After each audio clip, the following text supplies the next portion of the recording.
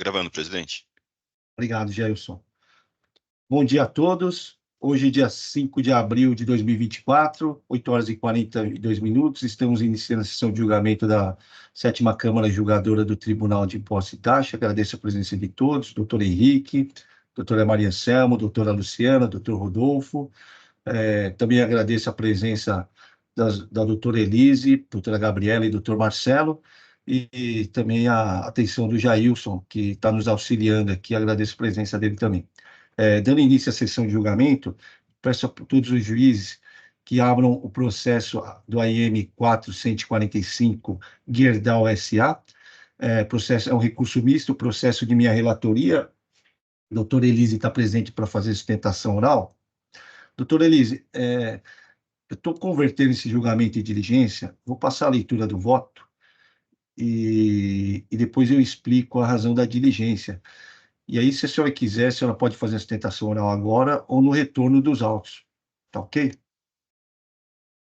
Passar diretamente a leitura do voto.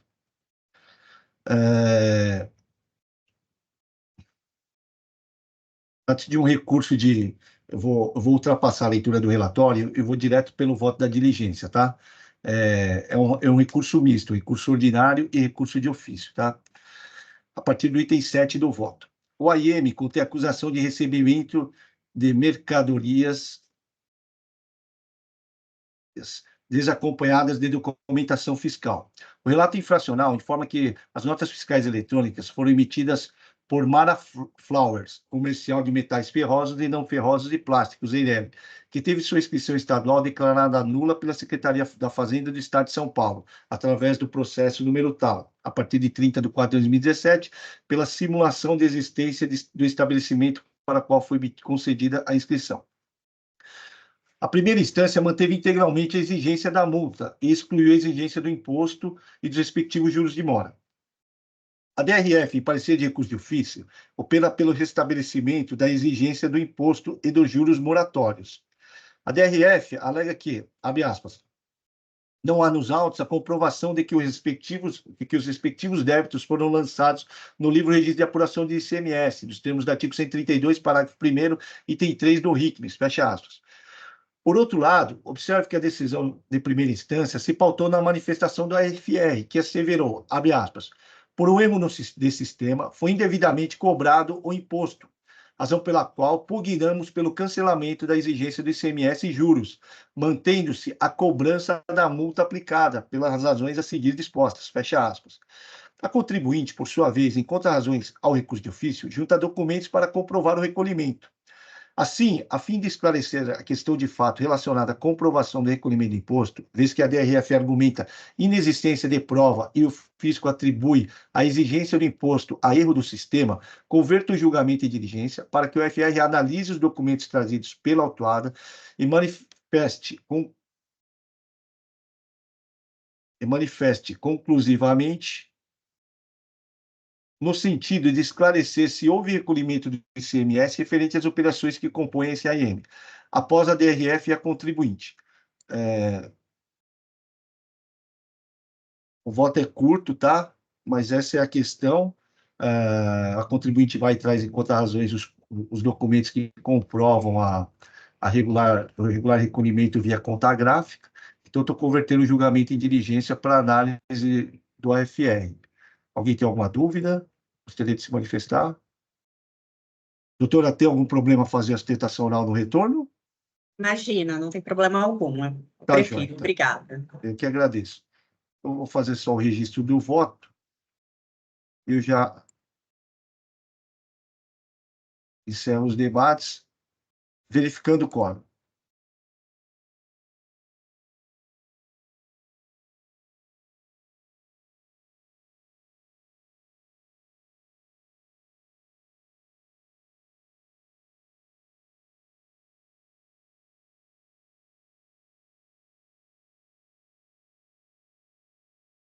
Em votação.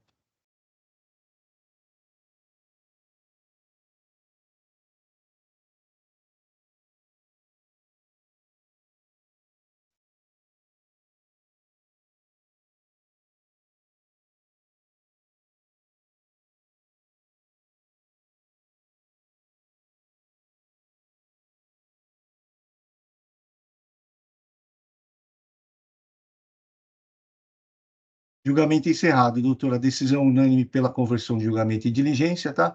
Para que se esclareça as dúvidas relacionadas ao pagamento e, no retorno, eu apresento o voto de mérito do recurso ordinário. Tá, Gé? Tá ótimo. Muito obrigada. Uma ótima sessão a todos. Tchau, Eu que tchau. agradeço. Ótimo final de semana. Passar o julgamento do AIM 4.149.072, Companhia Brasileira de Distribuição. Doutora Luciana é a relatora, é um recurso misto. A doutora Gabriela está presente para fazer sustentação oral. Passo a palavra à doutora Luciana. Fica à vontade, doutora. Obrigada, presidente. Mais uma vez, bom dia a todos. Presidente, em apreço desse caso, nós temos, então, a acusação fiscal de falta de pagamento do ICMS devido nos termos do artigo 426A do RICMES, né? Conforme consta dos autos, o estabelecimento autuário ele é beneficiado de um regime especial que autoriza a compensação do imposto devido por antecipação, né, no termo do artigo 426A do RICMES, com valor apurado a título de ressarcimento previsto no inciso 4 do artigo 269, também do mesmo regulamento. No caso, entretanto, né, a autoridade fiscal relata que efetuou verificações fiscais no processo do pedido, que concluiu pela irregularidade do procedimento efetuado pelo contribuinte, no que resultou no indeferimento do seu pedido de ressarcimento do imposto e, consequentemente, na impossibilidade da respectiva compensação dos lançamentos acréscimos nos seus livros fiscais e nas GIAs. O contribuinte foi notificado desse indeferimento, né, e foi determinado que efetuasse o recolhimento do imposto devido não pago, no termo do artigo 426A, com os devidos acréscimos legais. O contribuinte inconformado, ele interpôs pedido de reconsideração que foi indeferido. Diante disso, ele foi notificado a recolher o valor do imposto devido, né, conforme estabelecido no próprio regimento especial, mas não logrou efetuar esse recolhimento. E essa circunstância acabou culminando na lavratura do presente AIM. Então, no caso, presidente, nós tratamos do recurso ordinário, do recurso de ofício, interposto em face da decisão monocrática, que deu parcial provimento à defesa apresentada pelo contribuinte, apenas para aplicar os ditames da súmula 10 do TIT. É o resumo, presidente. Obrigado, doutora Luciana. A matéria é conhecida, né? Doutora Gabriela, fica à vontade para fazer a sustentação oral. Bom dia. Bom dia. Primeiramente, bom dia a todos.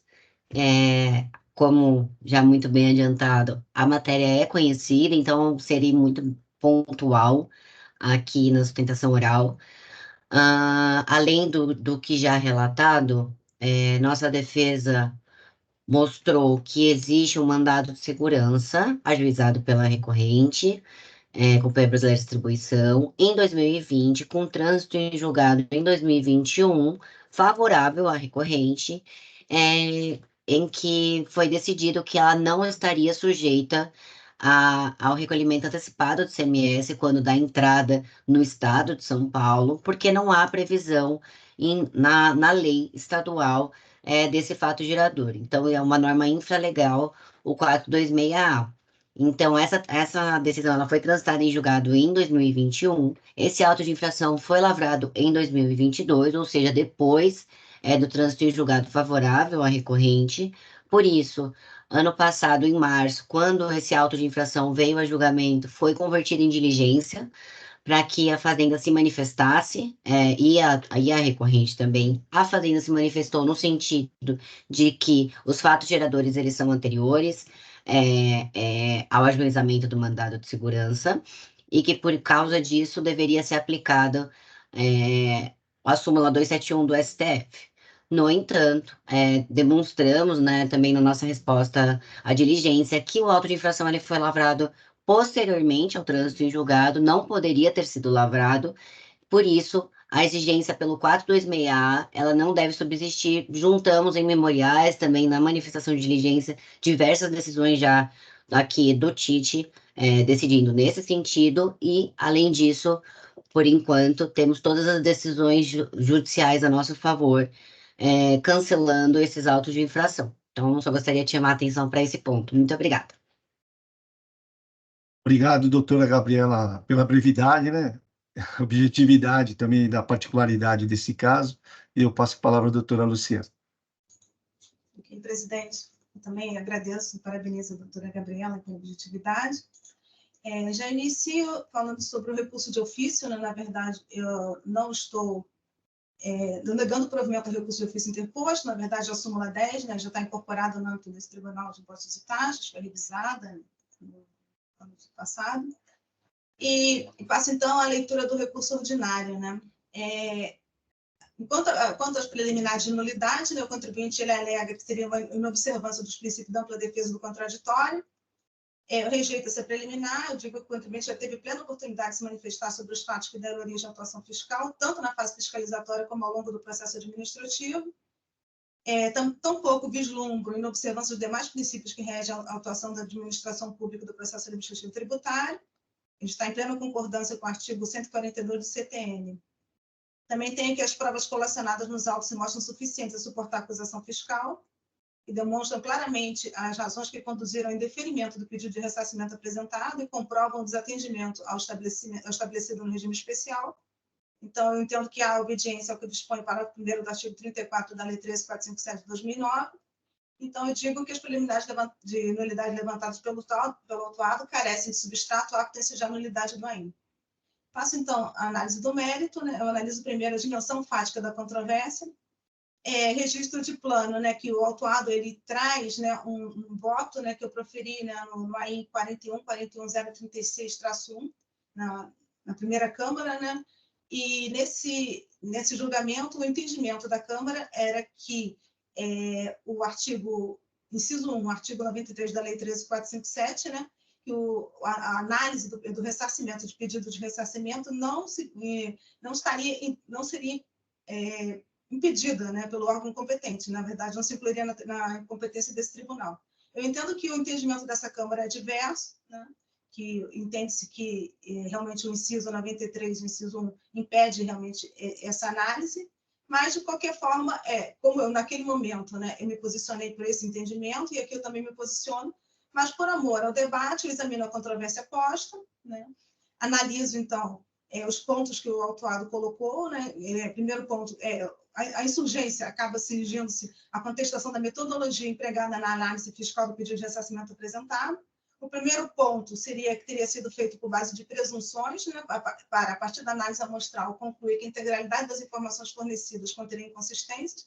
Eu faço a distinção entre utilização de procedimentos de amostragem para auditoria fiscal e também da hipótese de apuração fiscal com base em presunção.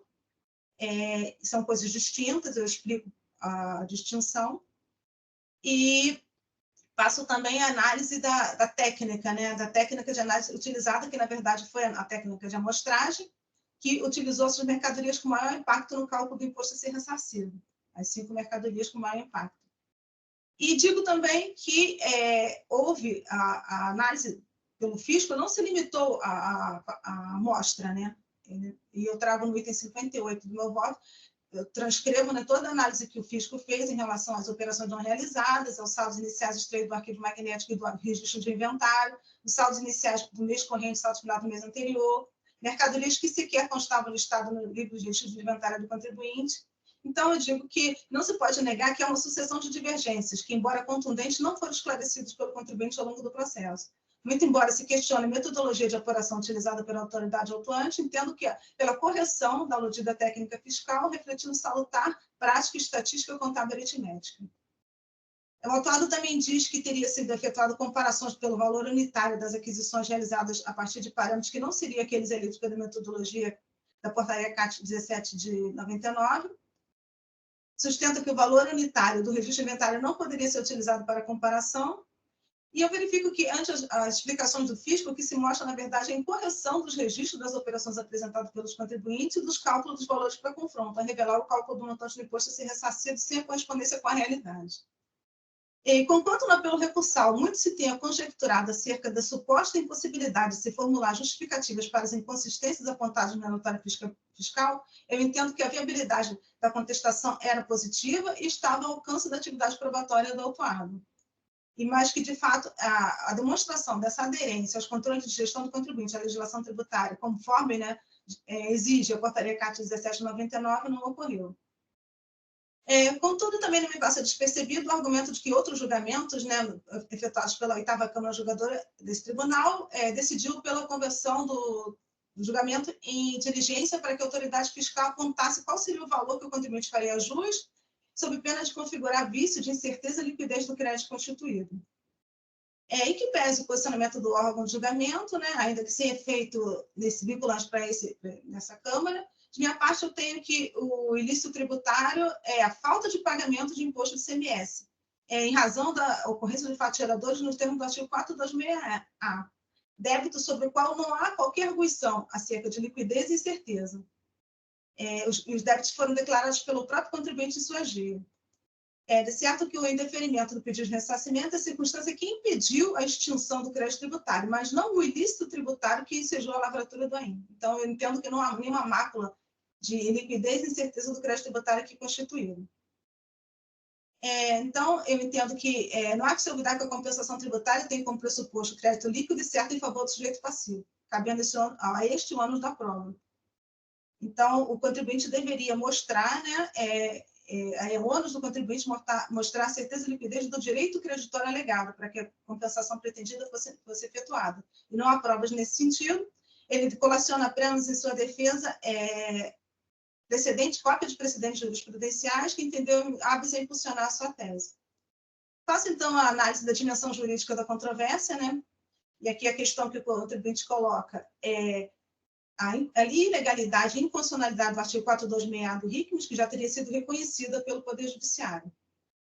De um lado, com fulcro na tese do objeto do tema STF 456, ele argumenta, né, que, ao julgar, né, o RS 598677, o STF concluiu pela impossibilidade da existência de antecipação do recolhimento do ICMS com base em ato infralegal. E, ao mesmo tempo, diz que ajuizou o mandado de segurança, né, reafirmando seu direito de não se sujeitar ao recolhimento de ICMS na entrada das mercadorias no Estado de São Paulo e que já teria sido transitado e julgado. Em primeiro lugar, há que se reconhecer que, de fato, o Supremo Tribunal Federal concluiu o julgamento, que resultou no tema 456, de repercussão geral, e que naqueles autos se discutia a existência de ofensa ao princípio da reserva legal quando da cobrança antecipada do ICMS por meio de decreto, relativamente à diferença entre a alíquota interna do Estado de destino e a alíquota interestadual. E aqui eu transcrevo o tema, só vou ler porque eu acho importante. A antecipação sem substituição tributária do pagamento do ICMS para momento anterior à ocorrência do fato gerador necessita de lei em sentido estrito. A substituição tributária progressiva do ICMS reclama previsão em lei complementar federal. Para analisar a controvérsia posta, é necessário primeiro realçar a dupla dimensão do conceito de antecipação tributária, que já foi amplamente sublinhada na doutrina Pátria, inclusive, né, que foi a que edificou o tema 456 do STF. É a doutrina de Marco Aurélio Greco, né, que diz, que encontra amparo no artigo 150, parágrafo 7 da Constituição Federal, tanto no caso da antecipação do regime normal de tributação, sem substituição tributária, como no caso da antecipação tributária com substituição. Então, diz Marco Aurélio Greco, podem ser identificadas duas espécies de antecipação. Antecipação sem substituição, se é o caso de mera exigência feita ao próprio contribuinte, e antecipação com substituição, se a substituição, além de feita antecipadamente, atingir um outro sujeito de direito. Seguindo, então, a orientação doutrinária que permeou o entendimento firmado no tema 456, tem-se que na antecipação tributária com substituição, a exigência do imposto, além de ser feita antecipadamente, atinge outro sujeito passivo.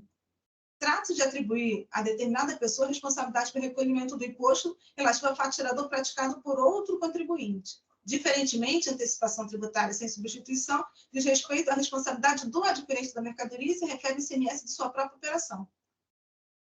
Na antecipação sem substituição tributária, não há qualquer alteração na responsabilidade pelo pagamento do imposto. Então, os dois institutos não se confundem. Dito isso, retornando ao caso concreto, né, a acusação é clara, né, que a falta de pagamento por substituição tributária. Voltando ao caso dos autos, né, o autuado também ele aponta que a decisão proferida pela 6ª Câmara desse tribunal, né, teria decidido no sentido contrário.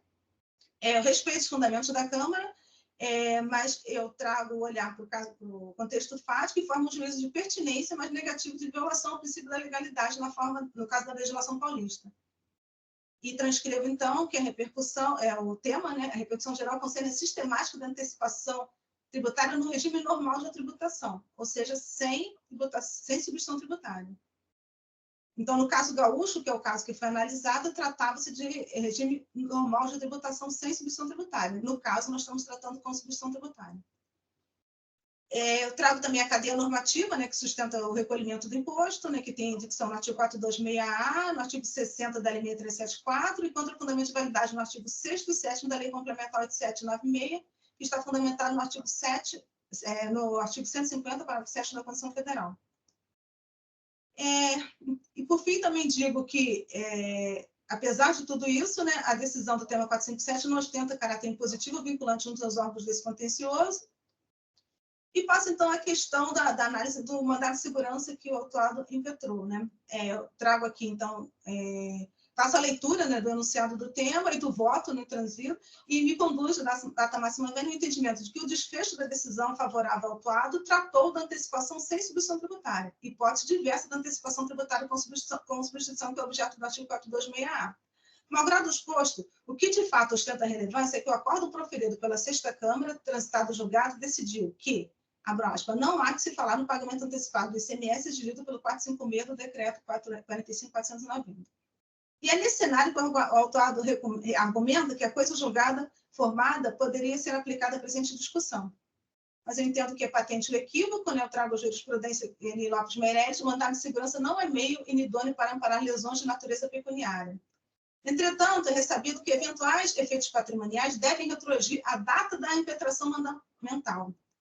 E, com relação ao termo superior do Tribunal de Justiça, mantém o firme entendimento de que os efeitos financeiros devem retroagir à data do ajuizamento do mandado de segurança. No disposicionamento daquela Corte Superior, é pela impossibilidade de atribuir reflexos patrimoniais pretéritos também ao mandado de segurança, e eu trago aqui uns precedentes. E, no caso concreto, o ajuizamento da decisão judicial ocorreu em 26 de 8 de 2020, o trânsito julgado favorável ao contribuinte não alcança parte geradores que ensejaram a presente isenção fiscal, que ocorreram em julho de 2017. Eu registro também que esse entendimento está em consonância com a manifestação da Procuradoria do Estado de São Paulo, no outro aí, né, trazido pela representação fiscal, e submetido ao crivo de contraditório pela 5ª Câmara Julgadora. E aqui eu trago, então, o entendimento da doutora Procuradoria nesse mesmo sentido.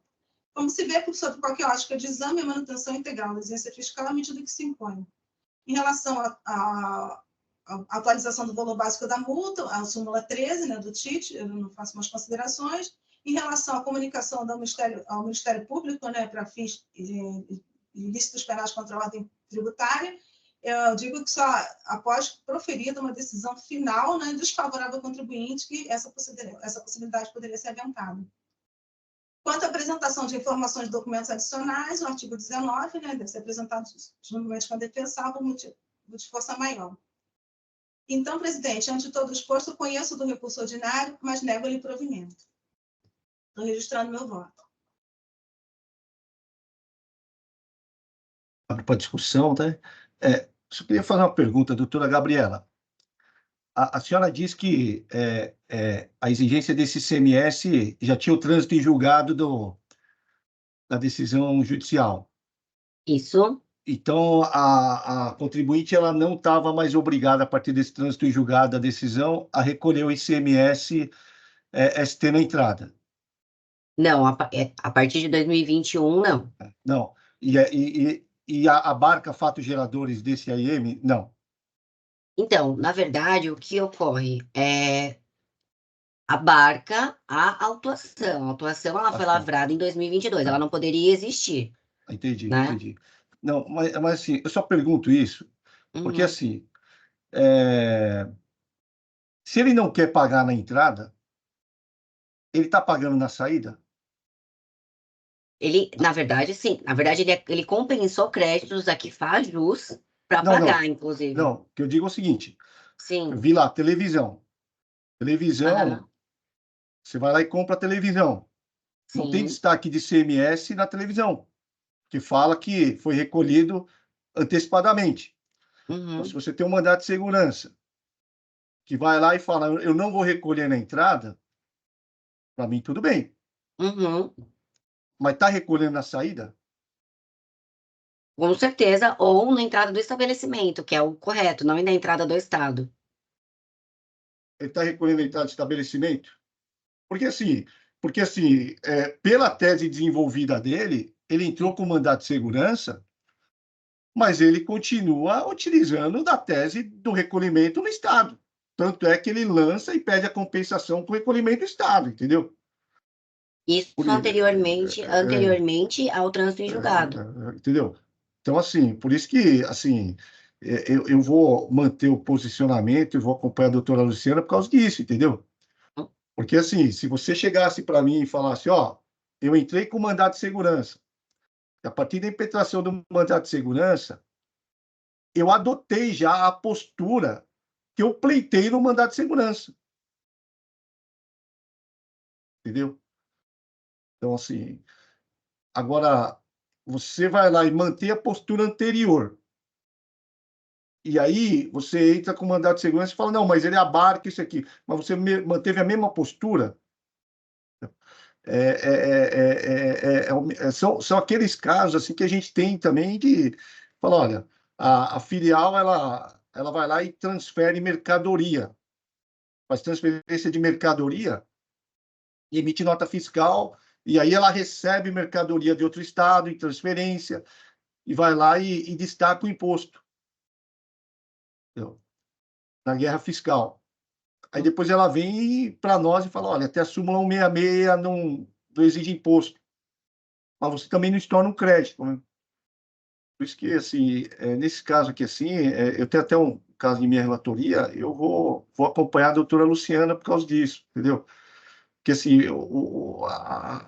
tem uma incompatibilidade, né, no procedimento com o mandato de segurança. Eu até acho, assim, para nós, assim, que, que analisa só ICMS, que vê o processo a fundo, a gente olha essa particularidade e fala, ó, mas aí teria que ser outra postura, entendeu? Se ele chegasse e adotasse a postura que ele está discutindo no mandato de segurança, a gente olharia com outros olhos, falaria, realmente, a mesma autuação é a mesma que ele está discutindo no mandato de segurança, né? E ele obteve êxito lá, tudo bem. Mas aí, como ele entra com mandato de segurança, mas ele vai lá e faz, e a ação, e o fundamento é outro, eu não tenho como mudar meu posicionamento, assim, nesse momento, né?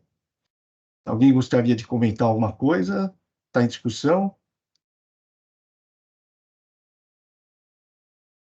Bom dia a todos, bom dia, presidente. Não, isso que eu entendi também, deu a impressão de que ela continua fazendo a mesma coisa com o contribuinte, né? Do não pagamento, né? Então, eu acho que também vou acompanhar a doutora Luciana nesse sentido, sim.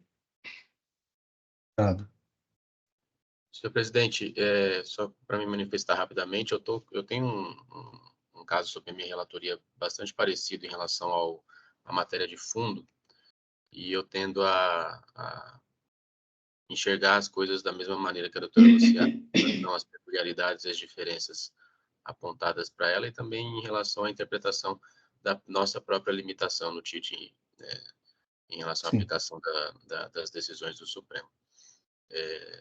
Então, também vou acompanhar a relatora. Tá joia. Obrigado. Vou encerrar os debates e passar o julgamento. Verificando o quórum.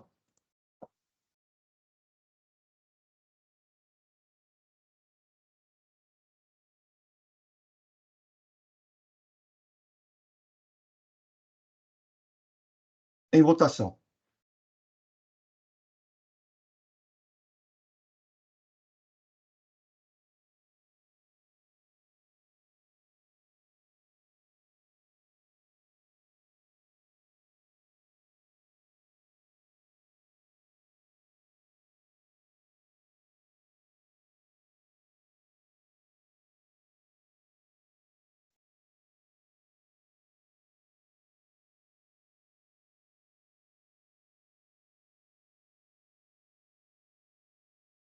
Doutora Gabriele, decisão unânime, né, no sentido do voto da doutora Luciana.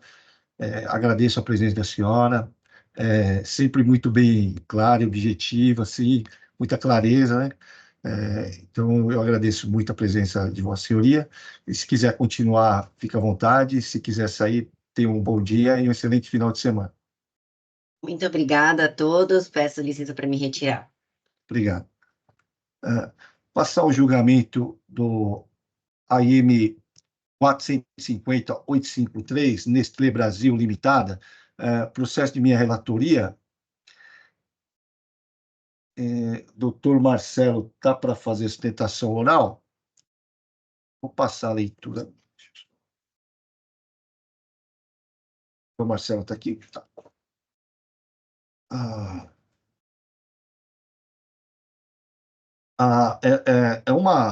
Deixa eu ver, são duas acusações, tá?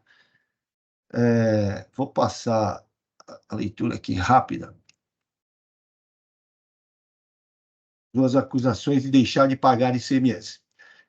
O item 1 é deixar de pagar ICMS referente a operações tributadas com erro da determinação da base de cálculo.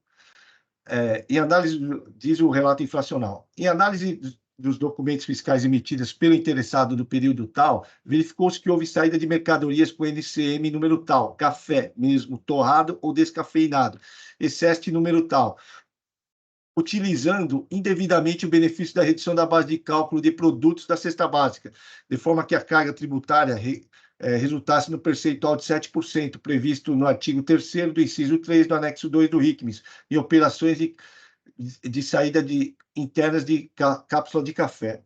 Então, assim, só para contextualizar rápida, o item 1 se refere à saída de café em cápsula, tá? Em que foi, segundo o fisco, foi aplicada a redução da base de cálculo prevista na cesta básica, tá? E no item 2, também é deixar de pagar ICMS, referente à saída de operações tributadas, tá? Vamos lá. Em análise, diz o relato fiscal, em análise do documento fiscal, mesma coisa. Aí eu pensei que era a mesma coisa, só que é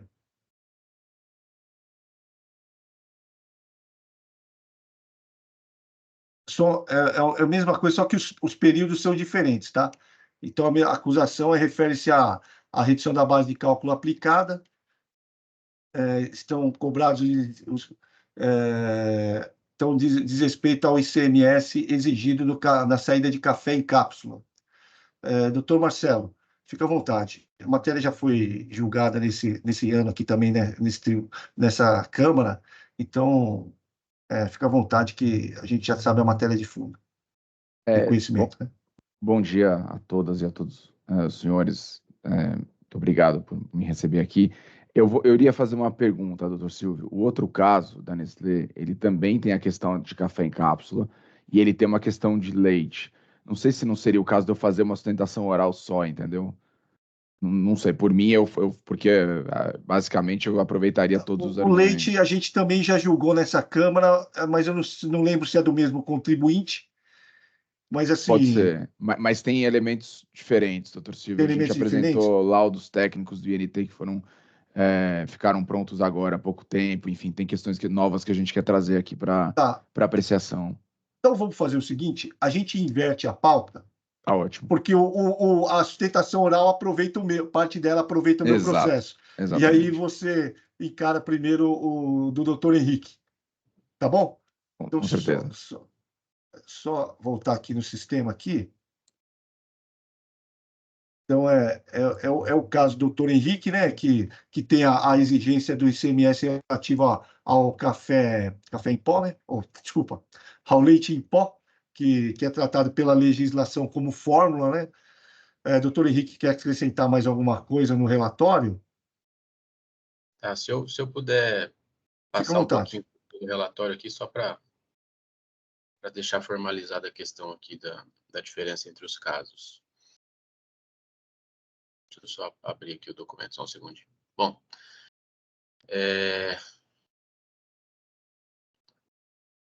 aqui, nesse caso que a gente vai analisar, que é o AIM 4151656, há também aí a determinação de erro da base de cálculo dos produtos Nescafé, Dolce Gusto, Starbucks, né, café em cápsula, mas também há a acusação de erro na determinação da base de cálculo dos produtos leite em pó, que no caso concreto aqui são Milano, Molico, NAN, Nestogeno, Ninho e Pré-NAN. Então, no relatório eu trago aqui o relato das infrações. Então, o primeiro é o que se refere ao leite em pó. Então, basicamente, é a acusação de deixar de pagar o ICMS em razão de ter aplicado a redução prevista no inciso 2º do artigo 3º do anexo 2 do regulamento do ICMS do Estado de São Paulo. E aí a posição da autoridade é no sentido de que essa redução não era cabível.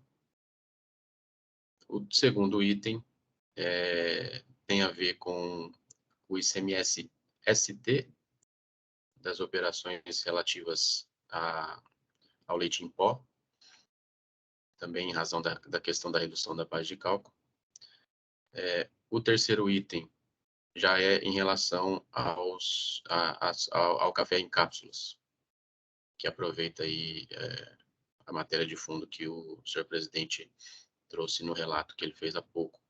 Então, aplicaram a redução do inciso 3º do artigo 3º do anexo 2º do regulamento. E, no caso, a autoridade discorda. E o item 4 da acusação, o ICMS-ST, relacionado a essas operações. Aqui, nesse caso, eu vou tomar a liberdade de ler aqui um pedacinho do relatório, que é o seguinte: a recorrente traz em seu recurso ordinário, em síntese, os seguintes argumentos. Em sede de preliminar, a necessidade de conversão do julgamento em diligência para que seja possível a segregação de parte dos itens 1 e 2 para pagamento da exigência no que se refere aos produtos compostos lácteos e fórmulas infantis, Molico composto lácteo, NAN Confor 1, NAN Confor 2, NAN Confor 3, NAN HA, NAN Pro 1, NAN Pro 2, Nestogeno 1, Nestogeno 2 e Pré-NAN B, excluídas as operações de transferências e bonificações. Ainda preliminarmente, teria havido modificação retroativa dos critérios jurídicos no exercício do lançamento, já que a resposta à consulta tributária 21181 de 2020 alterou o entendimento da resposta à consulta tributária 1302 de 2013, que permitia aos contribuintes o enquadramento dos cafés em cápsula no benefício da cesta básica que teria causado a nulidade do AIM, no que se refere às operações que ocorreram entre 26/12 de 2017 e 22/9 de 2020. Novamente, em preliminar, a ocorrência de decadência em relação aos fatos geradores praticados entre os dias 26/12 e 29/12, uma vez que a ciência da lavratura do AIM teria se dado apenas no dia 29/12. O fato geradores praticados entre 26/12 e 29/12 de 2017, uma vez que a ciência teria se dado só no dia 29/12 de 2022, ou seja, mais do que os 5 anos previstos no artigo 150, parágrafo 4º do Código Tributário Nacional. Em sede de penúltima preliminar, que parte das operações objeto de análise no AIM 4151.656 não poderiam ser tributadas pelo ICMS, pois são transferências de mercadorias entre estabelecimentos, se referindo aí à ADC 49 do Supremo Tribunal Federal. Como última preliminar, a impossibilidade da recorrente ser tributada em suas operações de bonificação, uma vez que possui decisão judicial transitada em julgado que a libera dessa incidência. Mandado de segurança 0018-351-13-2010-826-0053. E aí vem a questão de fundo, que é de falar que não houve erro por parte da recorrente em classificar os produtos como leite em pó, em razão de, uma vez que o enquadramento segue as diretrizes regulatórias de Anvisa e MAPA. A decisão normativa CAT 02 de 2009 utilizada como um dos fundamentos da decisão recorrida, não se aplicaria ao caso concreto, uma vez que se restringiria a produtos nutricionais destinados a lactentes, o que não é o caso de Ninho, Molico e Milano. No que se refere a café em cápsula, repisou no mérito que havia orientação expressa da Cefaz no sentido de que os cafés em cápsulas se enquadravam como produtos de cesta básica. A referida orientação estaria expressa na resposta à consulta 1302, somente alterada pela resposta à consulta 21181 de 2020. Não existe no artigo 3º, inciso 3º do anexo 2º do regulamento qualquer exigência de que o café beneficiado com a redução de base de cálculos não esteja embalado em cápsulas ou não necessite de maquinário para sua preparação. Ainda que existisse exigência nesse sentido, Os cafés em cápsulas vendidos pela recorrente não dependem necessariamente das máquinas para sua preparação. Subsidiariamente, que seja permitida a liquidação de parte do débito constituído com valores indevidos a título de CMS-ST diante do reenquadramento dos produtos Ninho e Milano realizado pela fiscalização, e que haveria no AIM também a invalidade na forma de cálculo da multa sobre o valor do tributo atualizado com juros de mora. Bom, esse é o relatório, senhor presidente, e concedo a palavra ao nobre advogado representante da parte. Obrigado. Eu vou projetar uma apresentação que é diferente da outra que meu colega Arthur projetou, se os senhores não se importarem, tá? É bem diferente, só um minutinho.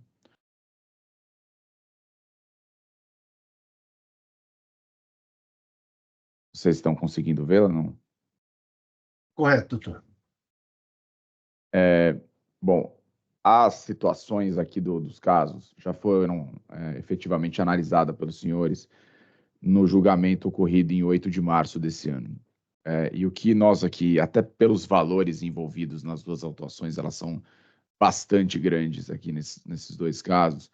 Eu acho que o nosso papel aqui é tentar demonstrar que existem questões técnicas e mesmo de percepção e de aplicação da norma tributária que deveriam ser reavaliadas na medida do possível no julgamento dos nossos recursos nesses casos, tá?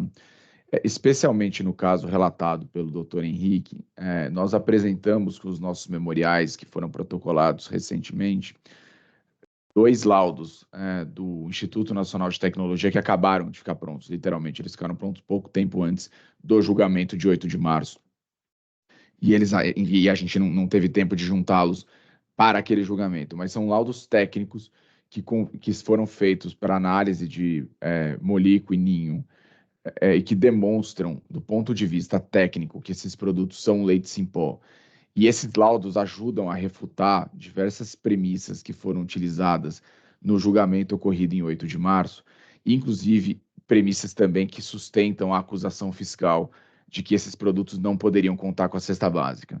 É importante, assim, a primeira, acho que questão que eu gostaria de colocar é o seguinte: a Nestlé já enfrentou várias autuações de desenquadramento de produtos lácteos em pó dela nesse Tribunal de Impostos e Taxas, no Poder Judiciário.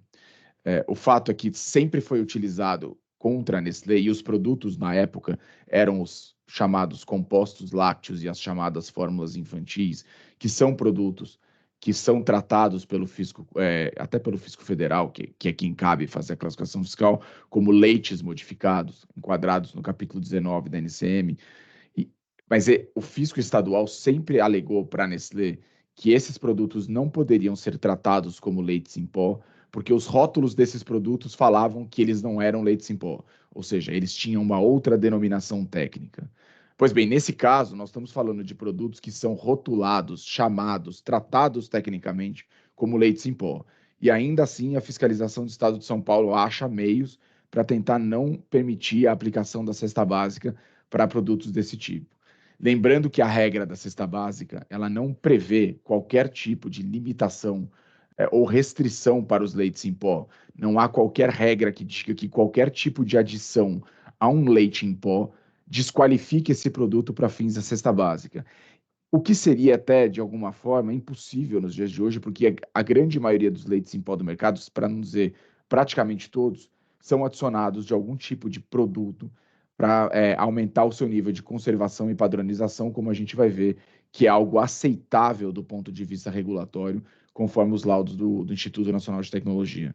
Então, eu vou abordar esse ponto aqui, abordar algumas questões sobre os cafés também. Eu não vou focar em questões laterais que estão alegadas nos recursos, especialmente no caso relatado pelo Dr. Henrique, em que há diversas situações ou circunstâncias que levariam, à redução da autuação, como a questão da decadência, a questão de haver trânsito em julgado para operações bonificadas, etc. e tal, mas isso está abordado no recurso e eu não vou perder tempo com isso, tá? Então, assim, quais foram as premissas? Eu vou colocar a tela aqui para não atrapalhar. apresentação. Quais foram as premissas que foram usadas no julgamento de 8 de março, né?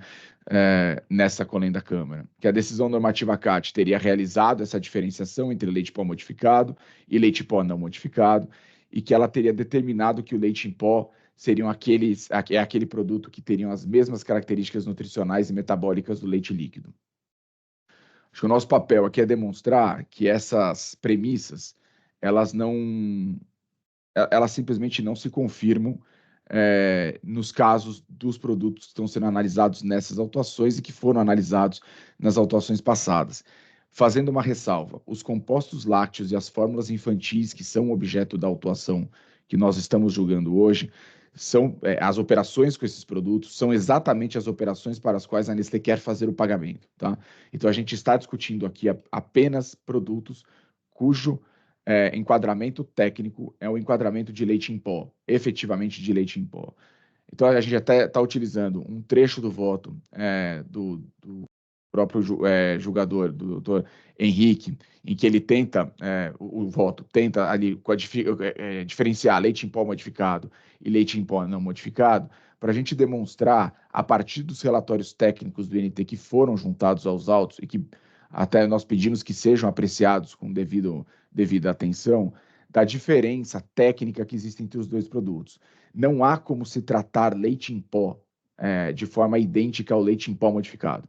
São produtos tecnicamente diferentes, com adições diferentes, com elementos técnicos e regulatórios que os diferenciam.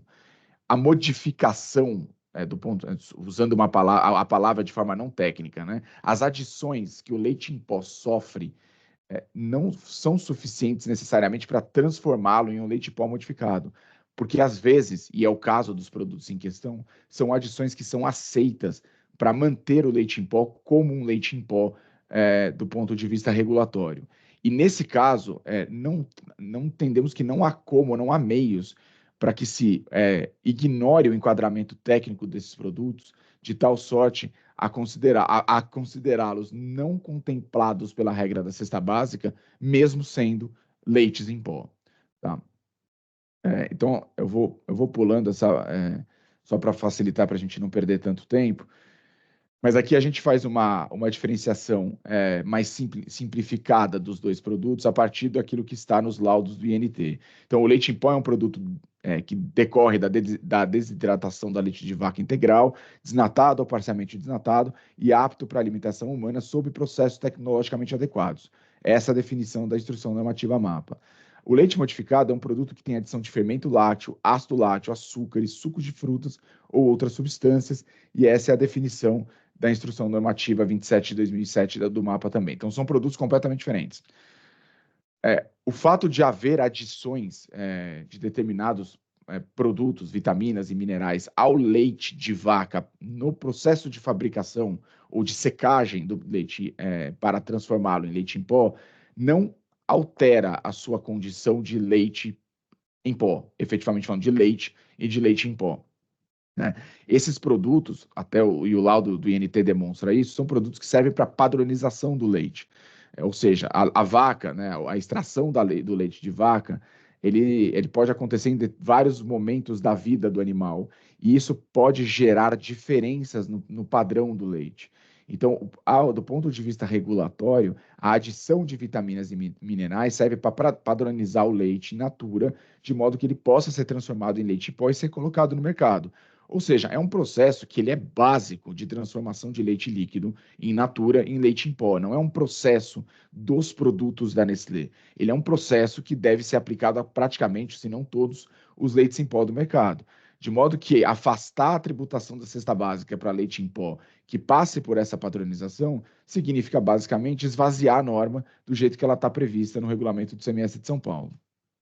E aqui a gente traz para demonstrar por que esses produtos devem ser tratados como leites em pó, as conclusões do INT sobre a adição de vitaminas e minerais. Né? E aqui a gente ressalta alguns trechos relevantes em que a gente mostra que essas adições elas não alteram ou substituem essências nutricionais naturais do leite, porque não interferem no seu valor nutritivo. o INT dizendo que elas não modificam a natureza do leite e que não foi constatada na análise dos produtos ninho e molico nenhuma inclusão ou presença de algum componente aditivo não autorizado ou elemento estranho que em qualquer proporção que impeça o enquadramento dos produtos como leite em pó. Ou seja, são laudos técnicos robustos que confirmam que são leites em pó e que as adições sofridas por esses produtos não alteram sua qualificação.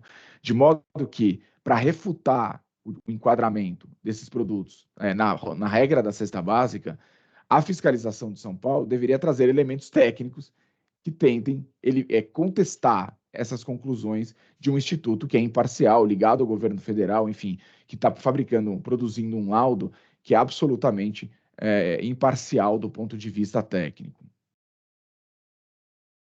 E aqui, então, a gente conclui a parte do leite para mostrar o seguinte, que de acordo com o INT, essa conclusão está nos laudos que foram trazidos, as vitaminas e minerais não interferem no valor nutritivo e são adicionadas antes da secagem do produto, ou seja, ainda quando o leite está em seu estado líquido.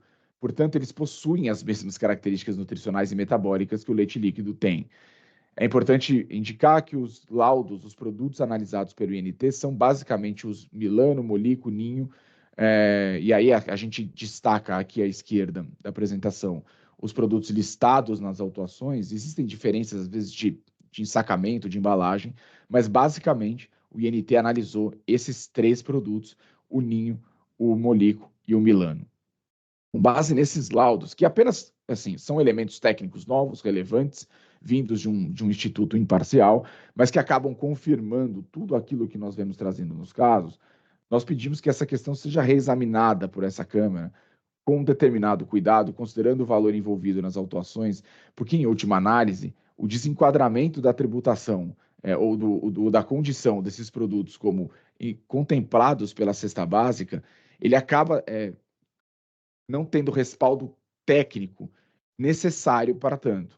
Assim, não é possível considerá-los como leites modificados. Isso é uma questão que não é possível acontecer, porque do ponto de vista técnico isso não está correto. Do ponto de vista técnico são leites em pó. A norma de São Paulo, e isso acontece com os cafés que nós vamos ver agora, não faz qualquer diferenciação entre leites em pó. Não há uma indicação de que determinada adição deveria transformar esse produto ou afastar esse produto da regra do benefício. A regra é muito clara: leites em pó contam com benefício da cesta básica e esses produtos são leites em pó.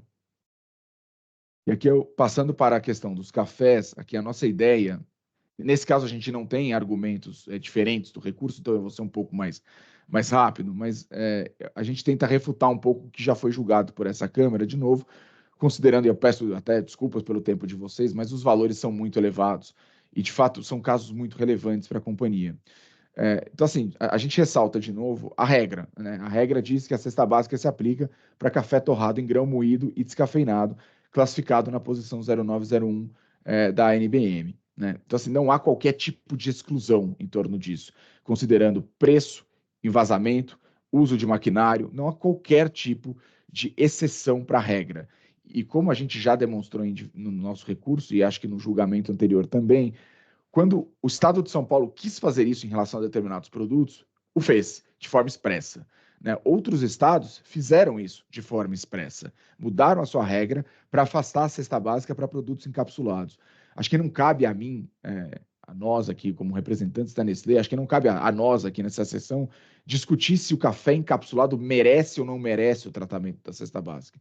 Aqui o caso que nós estamos tentando insistentemente conseguir é a interpretação da norma como ela está posta no regulamento.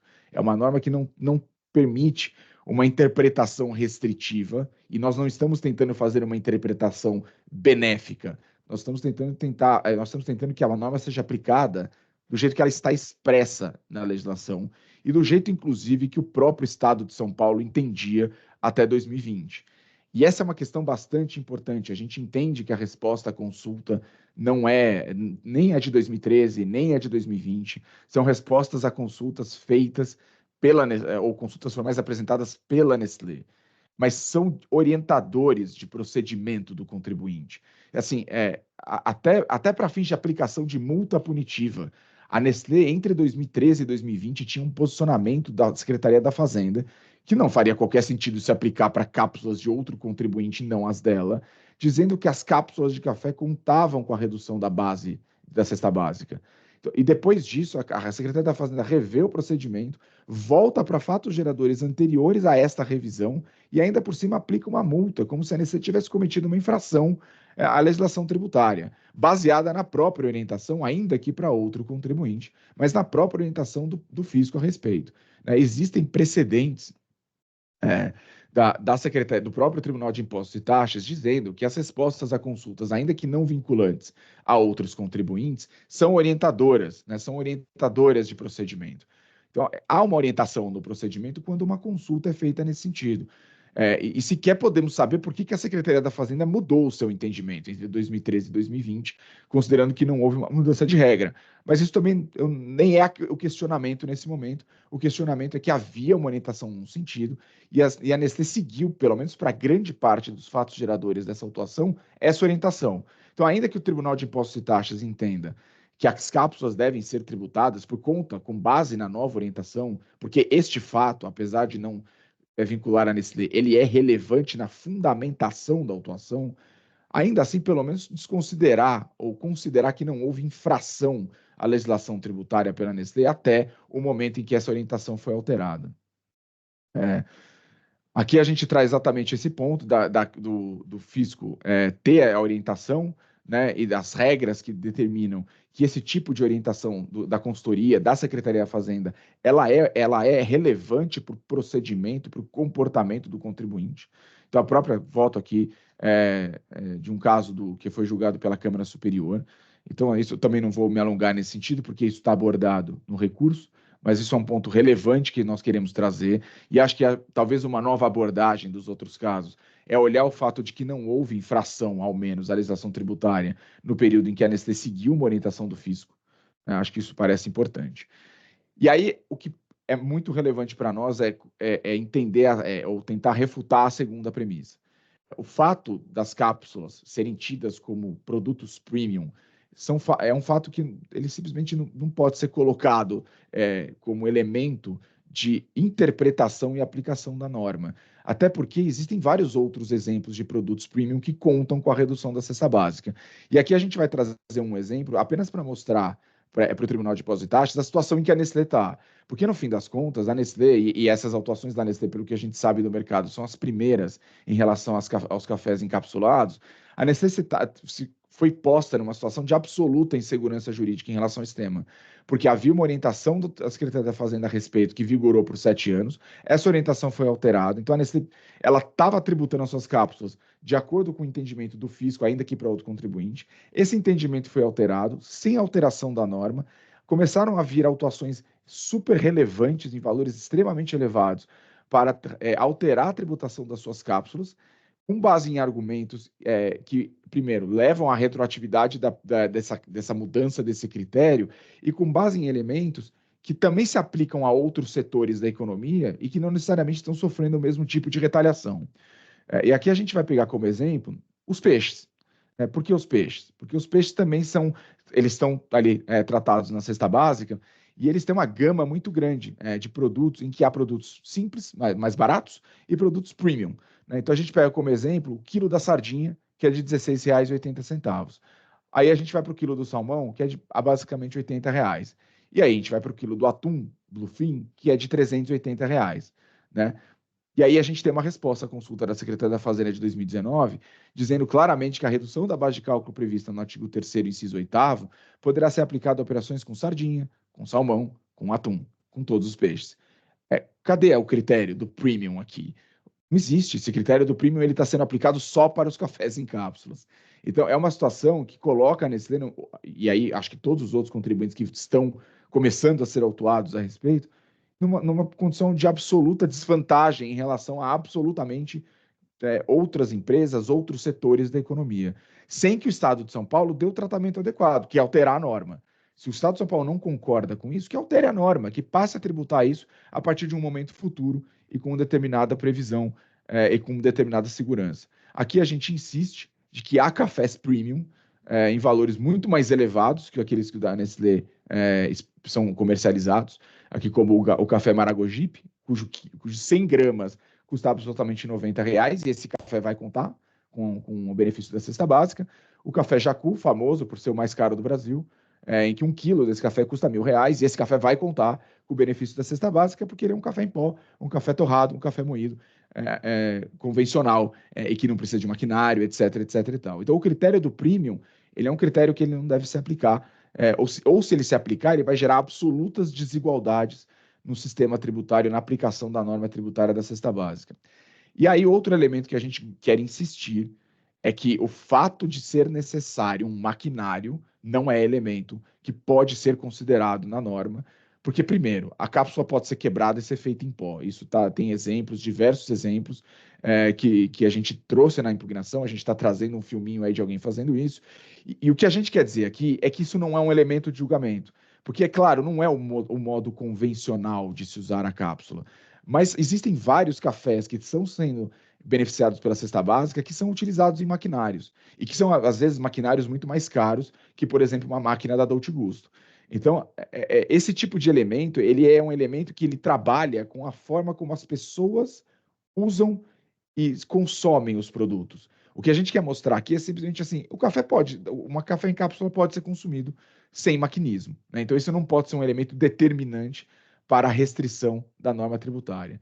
Aqui, por fim, a gente insiste que outros estados, quando quiseram, fizeram o que tinham que fazer, que é alterar sua regra para afastar a cesta básica de produto dos cafés encapsulados, né? E que isso poderia ter sido feito por São Paulo de forma a assegurar a segurança jurídica, especialmente por um estado que tinha manifestação em sentido absolutamente oposto, vigente até 2020. Então, peço até perdão por ter repetido algumas circunstâncias que os senhores, já ouviram, mas, de novo, o valor dos casos, a relevância desse processo para o segmento inteiro, outras empresas estão começando a ser autuadas, é bastante importante. E esses elementos que estão sendo utilizados para afastar a tributação da cesta básica, eles não estão na norma. Assim, essa é uma aplicação que está sendo feita pela fiscalização de forma restritiva. Eles absolutamente não estão na norma, nas normas previstas pelo Estado de São Paulo. Diante disso, eu peço, então, o provimento dos nossos recursos para cancelamento das autuações dos pontos abordados aqui. Obrigado, doutor Marcelo. Passo a palavra ao doutor Henrique. Obrigado, senhor presidente. Eu queria agradecer ao doutor Marcelo pela belíssima sustentação oral, muito combativo, muito claro aí nos argumentos. Queria dizer que os memoriais foram analisados, se eu não me engano, eles foram juntados na terça-feira, mas eu tive acesso aos memoriais. As informações que foram levadas ali, eu levei em consideração para pensar o meu voto, e também tenho certeza que as questões que foram trazidas pelo senhor aqui, doutor Marcelo, estão consideradas ali na minha análise. Então, senhor presidente, eu vou passar a leitura do voto. Da primeira preliminar, conversão do julgamento em diligência. Não deve haver conversão do julgamento em diligência para que o autuado efetue o pagamento parcial dos itens 1 e 2 do AIN. É certo que se trata de prerrogativa do autuado realizar pagamento de parte da exigência antes do término da discussão administrativa, porém a paralisação do presente julgamento e o envio do feito em diligência não ocorreriam sem prejuízo do interesse público e da celeridade, valores que norteiam a atuação deste tribunal. Por isso, em que pese as informações trazidas pelo autuado às folhas 5.149 sobre a dificuldade em conseguir promover o pagamento parcial, a implantação de parte da exigência para quitação deve ser buscada pelo contribuinte junto aos setores competentes sem prejuízo do andamento deste processo, razão pela qual afasto a primeira preliminar. Da segunda preliminar, nulidade do AIN em razão da modificação retroativa dos critérios jurídicos para o lançamento. A preliminar em questão leva em conta a existência da resposta à consulta número 1302 de 2013, que teria pautado a conduta da hora recorrente durante boa parte do período analisado pela fiscalização, e a resposta à consulta 21181 de 2020, que representaria orientação diametralmente oposta em relação à primeira e seria fundamento da manutenção do AIN guerreado, o que caracterizaria a modificação retroativa de critério jurídico. A análise dos argumentos trazidos em segunda preliminar está incluída também nas questões de mérito, razão pela qual tratarei da matéria mais adiante neste voto. Da terceira preliminar, decadência. Argumenta a recorrente que, através do AIM, foi constituído o crédito tributário, levando-se em conta operações realizadas a partir de 26/12/2017, e que, apesar de ter sido lavrado auto no dia 26/12/2022, a ciência do contribuinte se deu apenas no dia 29/12/2022, folhas 4.812, fazendo com que, decorridos mais de 5 anos da data da ocorrência do fato gerador, seja necessário reconhecer a decadência do crédito tributário em relação ao período entre 26 e 29 de dezembro de 2017. De fato, a ciência do autuado através de regular notificação quanto à existência do AIM é fundamental como requisito para a própria constituição do crédito tributário. A emissão por autoridade competente de uma norma de exigência tributária concretamente voltada a contribuinte específico só tem existência válida com a comunicação de seu conteúdo ao interessado. Do ponto de vista do contribuinte, só haverá crédito tributário contra ele constituído quando de sua ciência. E no presente caso, a ciência se deu em 29/12/2022. Vale lembrar que a súmula 622 do Superior Tribunal de Justiça diz que é a notificação do auto de infração que faz cessar a contagem da decadência para a constituição do crédito tributário. Nesse sentido, as operações ocorridas nos dias 26, 27 e 28 de dezembro de 2017 não podem justificar a exigência do crédito tributário em razão da decadência. Importante destacar que as operações realizadas no dia 29/12/2017 não foram atingidas pela decadência. Por essa razão, acolho a preliminar de decadência suscitada para que seja cancelado o crédito tributário relativo às operações realizadas nos dias 26, 27 e 28 de dezembro de 2017. Da quarta preliminar, natureza das operações, transferências entre estabelecimentos de mesmo titular. A alegação da recorrente no sentido de que o AIM deve ser julgado parcialmente improcedente e, consequentemente, reformada a decisão recorrida por serem parte das operações objeto da autuação transferências entre estabelecimentos e, portanto, não sujeitas à incidência do ICMS, não merece prosperar. Realmente, o Supremo Tribunal Federal decidiu, no âmbito da DC 49, que é inconstitucional a previsão do artigo 12, inciso 1, inciso 1º da Lei 87 de 96, definindo assim que as operações de transferências de mercadorias entre estabelecimentos do mesmo titular não atraem a incidência do ICMS. Ocorre que, em sede de embargo de declaração julgada em 19/4/23, o Supremo Tribunal Federal definiu que os efeitos de referida decisão pela inconstitucionalidade do dispositivo legal, tomada em 19/4/21, somente devem ocorrer a partir do exercício de 2024, ressalvados os processos administrativos e judiciais pendentes de conclusão até a data da publicação da ata de julgamento do mérito do caso, a DC 49. A ata de julgamento de mérito da DC 49 foi publicada em 29/4/21, enquanto o AIM objeto desta controvérsia somente foi lavrado em 26/12/22. Inexistia, portanto, o presente processo administrativo quando da publicação da ata de julgamento de mérito pelo Supremo Tribunal Federal. Por essa razão, e sendo essa a atual situação da ADC 49, a decisão de inconstitucionalidade tomada pela Corte Maior não aproveita a recorrente em relação ao período autuado neste caso. Da quinta preliminar, decisão judicial transitada em julgado que impede a tributação pelo ICMS das operações de bonificação. Argumenta a recorrente que possui em seu favor decisão judicial transitada em julgado nos autos do mandado de segurança 0018-351-13-2010-826-0053, reconhecendo seu direito a não incluir na base de cálculo do ICMS os valores das mercadorias enviadas em bonificação. Diante da notícia trazida aos autos pela recorrente e do posicionamento dessa sétima Câmara julgadora sobre o assunto, é o caso de aplicação do artigo 30 da Lei 13.457/2009, devendo esta parte do recurso não ser conhecida em razão da discussão judicial alegadamente favorável ao contribuinte. Da redução da base de cálculo, e aí já é o mérito, da redução da base de cálculo para produtos Ninho, Molico e Milano, normas de Anvisa e MAPA, decisão normativa CAT 2 de 2009. Em que pese os argumentos trazidos pela recorrente, no sentido de que não houve erro na aplicação da redução da base de cálculo às operações realizadas com os produtos Ninho, Molico e Milano, uma vez que a classificação dos mesmos enquanto leite em pó segue as diretrizes regulatórias da Anvisa e do MAPA, o raciocínio não merece prosperar.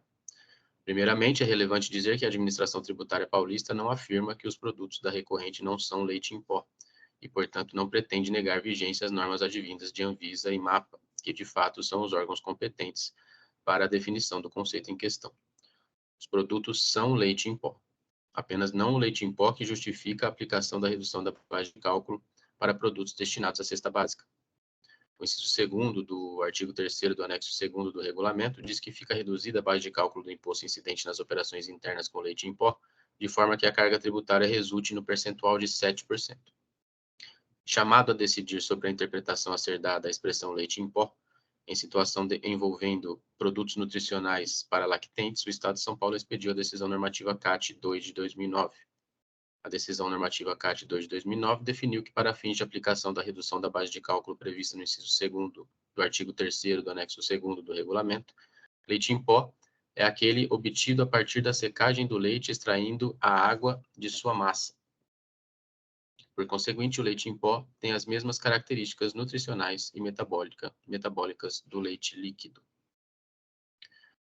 Realizou, por conseguinte, diferenciação entre leite em pó modificado ou com aditivos e leite em pó não modificado ou sem aditivos, prescrevendo que somente a última espécie faz jus à redução de base de cálculo para produtos destinados à cesta básica. O fato da decisão normativa CAT mencionada ter sido tomada em relação a produtos nutricionais para lactentes não impede de reconhecer que a interpretação determinada se aplica a todos os casos envolvendo leite em pó com aditivos ou sem aditivos, seja para lactentes ou não. Além disso, nos termos do artigo 100 do Código Tributário Nacional, a decisão normativa CAT 2 de 2009 é verdadeira norma complementar em matéria tributária, tendo incluído no ordenamento jurídico enunciados normativos que devem ser levados em consideração para a interpretação do artigo 3º do anexo 2º do regulamento. Dessa forma, o fato dos produtos da recorrente estarem corretamente enquadrados como leite em pó, de acordo com as normas da Anvisa e do MAPA, não desconfigura o erro na aplicação da redução da base de cálculo do ICMS, já que para fins de aplicação do benefício fiscal, apenas se enquadram os leites em pó resultantes da desidratação do leite sem aditivos.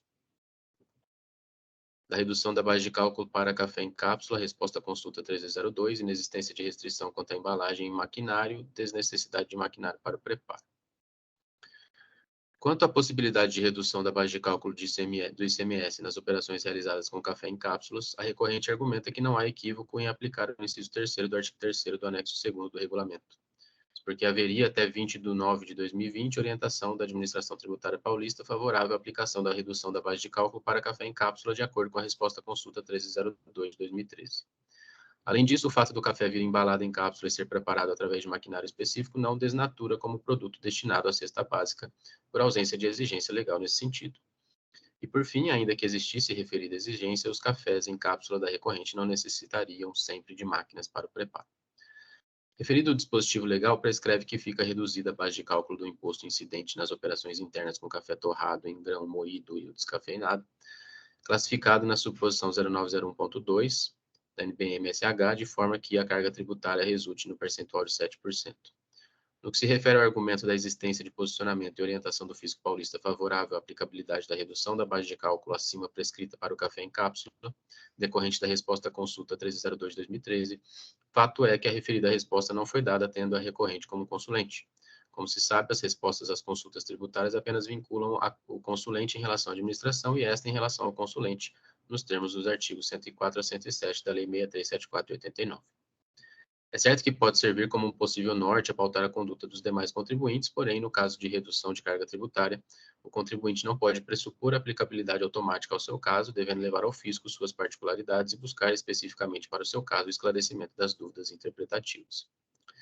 Referida resposta à consulta não caracteriza a prática reiteradamente observada pelas autoridades administrativas nos termos do artigo 100, inciso 3º do Código Tributário Nacional, não configurando, assim, norma complementar em matéria tributária, assim como não é norma complementar a resposta à consulta 21181 de 2020. No que se refere às questões de ausência de previsão legal que vede a aplicação do inciso 3º do artigo 3º do anexo 2º do regulamento ao café em cápsula, em razão de sua embalagem ou pelo fato de precisar ou não ser preparado através de máquina específica, melhor sorte não assiste à recorrente. Isso porque o fundamento de validade que autoriza a inclusão de previsão de redução de base de cálculo para produtos destinados à cesta básica é o convênio CONFAS 128 de 94. E esse dispositivo normativo, devidamente observado e internalizado pelo Estado de São Paulo, exige que a redução de base de cálculo a ser dada seja direcionada a produtos componentes da cesta básica. Todo o racional para a consideração de um produto componente de cesta básica se dá levando-se em conta aquilo que é mais simples. Isso porque a ideia de cesta básica tem vinculação direta com o salário mínimo, ou seja, o salário mínimo vigente deve ser suficiente para a aquisição dos produtos básicos necessários à sobrevivência com dignidade dos cidadãos. Nesse sentido, resta evidente que cafés diferenciados, gourmet, premium, etc., não têm lugar no conjunto de produtos que compõem a cesta básica, de acordo com a legislação em vigor. Permitir a inclusão de operações com café em cápsula como sujeitas à redução de base de cálculo própria para produtos destinados à cesta básica se afiguraria, assim, uma afronta à própria autorização legal da previsão do artigo 3º do anexo 2º do regulamento.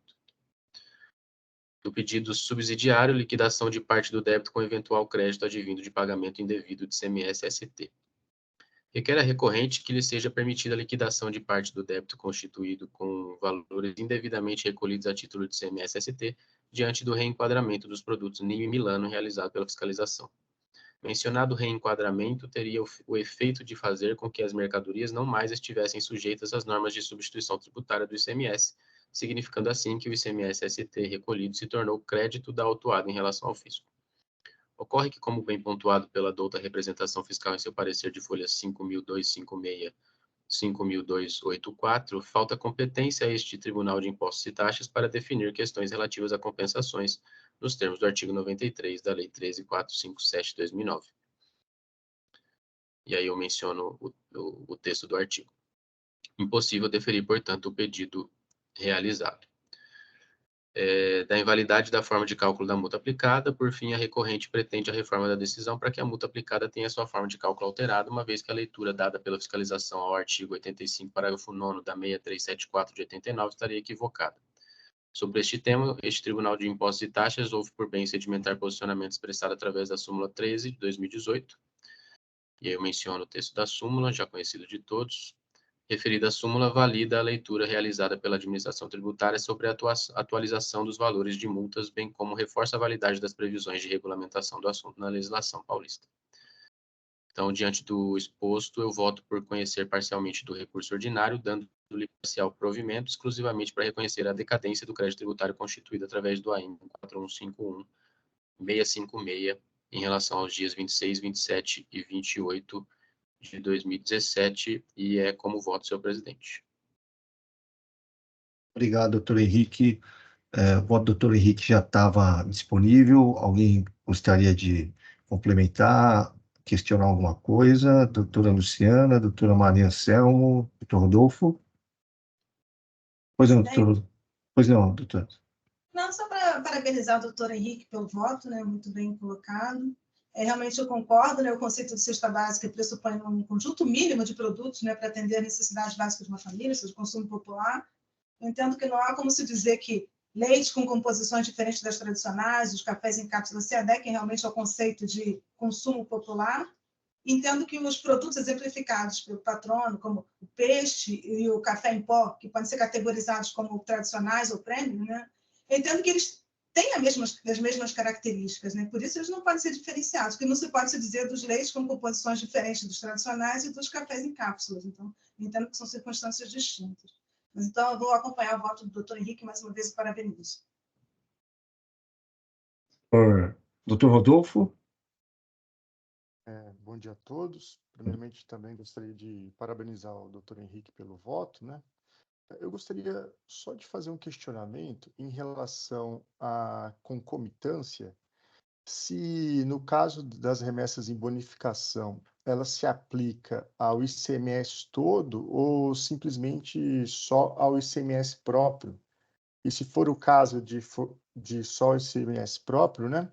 Se não seria o caso de, apenas como sugestão, né? Ressalto esse ponto, de fazer o destaque no voto em relação à continuidade da incidência em relação ao ICMS substituição tributária, que salvo engano, ele não é abarcado na decisão judicial. Seria esse o questionamento. Perfeito, Rodolfo, é isso mesmo. Eu vou pedir aqui para o presidente abrir para eu poder fazer essa alteração, porque, de fato, a discussão, tanto no mandado de segurança quanto no precedente do STJ a respeito dessa matéria, do precedente de tribunais superiores a respeito dessa matéria, diz com o ICMS próprio, com expressa previsão de que não se aplica a substituição tributária. Então, acho que essa observação é importante de ser feita. Doutor Silvio, enquanto o doutor Henrique faz o ajuste no voto, se o senhor me permitir, também gostaria de manifestar aqui um desconforto meu em relação a um ponto. Poderia ser? Decadência. Pode, fique à vontade. Não, ainda quanto à remessa em bonificação, porque a representação fiscal, né, ela traz, nas contrarrazões ao recurso ordinário, a observação de que não se tem ao certo, né, a extensão e os efeitos do que foi decidido em sede de mandado de segurança, né? E analisando os documentos que foram juntados aos autos, isso me gerou um certo desconforto, e vou dizer por quê. Não se sabe se o que foi reconhecido para contribuinte foi um direito, né, uma liberalidade ou um dever em relação à emissão de nota fiscal. Por que eu digo isso? Todos nós sabemos que o crédito, né, é uma liberalidade, é um direito do contribuinte. Ele pode exercer ou não, e se ele exercer dentro dos limites do máximo previsto, o fisco jamais vai questionar aquilo. E se ele não exercer também dentro dos limites máximos previstos, o fisco não vai exigir que ele faça o creditamento do imposto, porque, afinal de contas, é um direito, é uma liberalidade. No presente caso, se a gente olhar a defesa que foi juntada, e aí eu cito como exemplo os próprios demonstrativos do contribuinte. Então, aqui eu estou no 497, folhas 4973, 4974 e 4975, né? Deixa eu... Estava aberto aqui, mas o sistema acabou reiniciando. Um segundinho, ficou muito tempo na mesma página. Por que eu trago esse questionamento e sem querer questionar o que foi decidido em sede do judiciário, né? Mas o desconforto é próprio, porque se os senhores observarem as notas fiscais, o contribuinte diz que o trânsito em julgado da decisão foi em 23/5/2018, né? Se os senhores observarem, por exemplo, os demonstrativos de folha 4974 a 4975, a grande maioria das notas fiscais, para não dizer todas, aqui eu consigo dizer todas as notas fiscais, elas foram emitidas após o trânsito em julgado, o suposto trânsito em julgado ali da decisão do mandado de segurança favorável ao contribuinte, e ainda assim, em todas essas notas fiscais, ele destacou o valor do ICMS, porém, numa base de cálculo que o fisco considerou indevida por conta de não serem produtos classificados como cesta básica. Aí o meu questionamento, em se tratando de uma liberalidade do contribuinte, poderia o fisco ir lá e autuá-lo por destaque indevido do imposto, ou se quando viesse uma autuação nesse sentido, o contribuinte diria ao fisco, olha, o que foi reconhecido para mim foi um direito que eu posso exercer ou não, porque a norma ela está em vigor, né? O artigo 37, parágrafo 1º, item 1, ele está lá em vigor. Então, em tese, o destaque poderia não ser indevido, poderia ser considerado não indevido, se o contribuinte alegasse que foi reconhecido a ele só um direito, né? O fisco também não poderia autuar o contribuinte destinatário, porque o contribuinte diria, olha, a norma está em vigor, incide imposto na operação, foi destacado na nota, eu tenho direito ao crédito. Aí o meu questionamento é, como fica o fisco nessa situação? Porque, ao meu sentir, se o que foi reconhecido para o contribuinte foi uma liberalidade, um direito, e ele decidiu por não utilizar esse direito, aos meus olhos, ele deveria ter feito o destaque do imposto da forma correta, da forma integral, assim como consta na norma, né? Ele poderia até alegar, olha, antes do trânsito em julgado do mandado de segurança, eu vinha fazendo o destaque porque fazia parte do meu pedido no mandado de segurança o direito ao regresso do que foi indevidamente pago, né? Então, para não sofrer nenhum efeito de autuação até o trânsito em julgado, eu vinha fazendo destaque. Mas o que justifica o destaque depois? Esse assunto permeou aí o objeto do primeiro auto discutido nessa sessão, né? E sem querer novamente questionar o que foi decidido na justiça, fato é que não fica claro a extensão e os efeitos do ali decidido, porque se há uma obrigação do contribuinte deixar de destacar, e ele destacou, ele pode ser autuado novamente pelo destaque indevido. Se há uma liberalidade e ele abre mão disso e efetua o destaque incorreto, a infração está configurada, porque o que está sendo exigido aqui é a diferença do imposto pela aplicação ou não do que está no previsto para os produtos cesta básicos. Então, é algo que, sem querer me estender mais aqui, que causou um certo desconforto, porque eu vejo que para onde se olhar, o fisco se vê prejudicado aqui nesse ponto. É somente essa observação. Ok, obrigado, doutor Rodolfo. Só para contextualizar e entender. Então, assim, ele tem um mandato de segurança que na saída da mercadoria em bonificação não incidiria o imposto. Correto. A princípio, o que foi reconhecido é o direito dele não destacar o imposto nas remessas em bonificação. Né? Ele destaca o imposto nas remessas em bonificação e o fisco cobra a diferença. Isso. Entendi. E a sua dúvida ao destacar o imposto, ele abriu mão da decisão judicial. Se foi reconhecido, se o efeito da decisão judicial é conceder a ele uma liberalidade e ele deixou de exercer, ele teria que cumprir o quanto determinada legislação. Da forma como a legislação prevê. Se eu quero destacar o imposto, eu vou ter que fazer da forma integral. Porque o que ele faz aqui surte efeitos para além da pessoa jurídica dele, porque permite ao contribuinte destinatário o creditamento. Aí, nesse caso, então, não haveria concomitância. Porque a concomitância haveria se você tivesse cobrando o ICMS de toda a operação, mas você está cobrando o ICMS de uma operação, de uma parte da operação, porque ele já tomou uma atitude incompatível com o direito concedido a ele. É isso que você está me falando. É o que eu entendo. E é uma decisão diferente do crédito, que surte efeito só para ele, se creditar ou não. Sim. Quando ele destaca imposto, ele gera direito para o destinatário. Ele gera o direito do crédito ao outro. E ele não demonstrou aqui nos autos que os destinatários não se creditaram ou não se utilizaram desse direito. Para mim, esse é o... E, de novo, o que eu estou chamando a atenção aqui são para as operações pós-trânsito em julgado, né? Que aí não teria eu não consegui entender a razão desse destaque. O senhor conseguiu visualizar, doutor Henrique, a questão? Com certeza, não, visualizei a questão.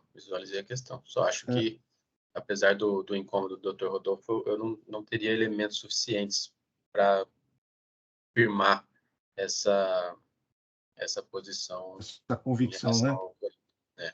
Entendi. Você fez um parecer, Rodolfo? Não. Não. Está sem voz. Perdão. Eu fiz uma manifestação nesse sentido, sim. Quer juntar ela? Posso juntar. Sim. Pode. Então, deixa eu ver aqui. Então, teria que ver as operações que são pós-trânsito em julgado, né? E tem as informações nos autos do trânsito em julgado. O contribuinte, ele alega que foi em 23/5, né? E depois ele junta mais recente aqui, uma ordem cronológica, e de fato parece que é isso mesmo. É isso mesmo, 23/5. Pois não, doutora Luciana. Presidente, só uma observação, esses autos não foram para a Procuradoria se manifestar sobre esse mandado, né? Não sei, sobre os reflexos disso no auto, se a Procuradoria poderia se manifestar sobre isso. Feita sem áudio, presidente. Se a gente faça as considerações aí, fazer uma preferência para mandar os autos para a Procuradoria, para ficar claro quando foi o trânsito em julgado dessa decisão, se essa decisão alcança parte dessas operações, E aí no retorno só ficaria essa parte da dúvida para ser sanado, né? Entendeu? E aí já ficava esclarecido, porque realmente se a gente aplicar concomitância, a gente está falando que a decisão judicial abarca todo o período, né? Mas o problema é que a decisão judicial ela trata do não destaque do imposto. Só que ele tomou uma atitude incompatível com a decisão judicial, né? Porque ele destacou o imposto. E a outra ponta, ela tem o direito ao crédito, se creditou, mas então, assim, ele gerou efeitos, né? Por isso que eu achava interessante, assim, converter o julgamento em diligência para a Procuradoria para falar sobre esses autos. É uma questão de fato, doutor Marcelo? Pois não. As operações não são tributadas pelo ST? Porque, assim, se as operações são tributadas pelo ST, não tem direito de crédito na ponta seguinte. Assim, eu até posso explicar. Tá Uma bom, empresa fica à vontade. que tem 200 estabelecimentos em São Paulo, eles vão demorar para aplicar. Eles não conseguiam aplicar essa seleção até outro dia. Porque eles têm que alterar sistema, o CNPJ altera de lugar, CNPJ baixa, CNPJ... acho que essa é uma questão que, assim, por que eles aplicaram ou não aplicaram, não é uma questão que cabe, né, no julgamento. Eles têm um trânsito em julgado, e se eles aplicaram indevidamente, eles têm direito de restituição. É isso. O que eu acho é que aqui, no caso, não existe essa questão na operação seguinte, porque existe, inclusive, diferença de suspensão tributária sendo exigido. Se os produtos estão sujeitos à suspensão tributária, não tem repercussão na cadeia, e aí a gente está tentando usar o trânsito em julgado contra a própria empresa. É só esse ponto que tem que ser considerado. É justamente isso, entendeu? É justamente esse é o problema. Por quê? Porque você tem um trânsito em julgado, você entra com uma ação judicial. Eu já, assim, quando eu tinha julgamento ao vivo, né? Uma vez o patrono alegou súmula 166, né? E eu tinha acabado de receber processo, eu falei para ele, olha, você está alegando súmula 166? Mas assim, eu estou com um processo de vocês de guerra fiscal, transferência. A súmula 166 vale para esse processo, mas para o outro processo não vale. Porque você fala, não, eu transferi mercadoria e incide ICMS na transferência. Entendeu? Então, assim, você tem um mandato de segurança e você fala, não, para algumas filiais vale, para outras não. A regra está posta, doutor Silvio. Assim, a empresa pode usar o trânsito julgado quando ela quiser. Esse é um direito dela. Assim, esse questionamento, perdão, eu vou parar, mas é um direito que ela tem. Aliás, o Poder Judiciário, ele tem afastado complementações de exigência de CMS em transferências em casos parecidos, entende? Então, eu entendi. Assim, eu entendo que a empresa pode usar, entendeu? Mas aí o fisco também, assim, a partir do momento que ela não usou, o fisco ele tem direito de exigir a tributação correta. Então, mas assim, são opiniões diferentes, né? Com certeza, com certeza. São opiniões diferentes, né? Então, assim, então, deixa eu só dar uma olhada. Vamos fazer o seguinte. Deixa eu só conceder aqui a... Pois não, doutora. Diante das considerações do doutor Rodolfo, eu não me sinto confortável também na votação. Acho que deveria retornar os autos para a Procuradoria para uma manifestação mais, eu diria, mais clara, né, a respeito de tudo o que foi levantado. Tá. Eu posso, assim, doutor Rodolfo, ele vai gravar a sustentação, vai gravar. Eu posso levar em vista o processo, dar uma olhada, e aí eu olhar e falar, olha, assim, aí eu vou opinar, aí a gente discute, e eu trago o voto para diligência ou o voto do mérito, tá? Ok. Se eu achar que tem elementos suficientes, eu voto pelo mérito. Mas eu Sim. também trago um voto pela diligência.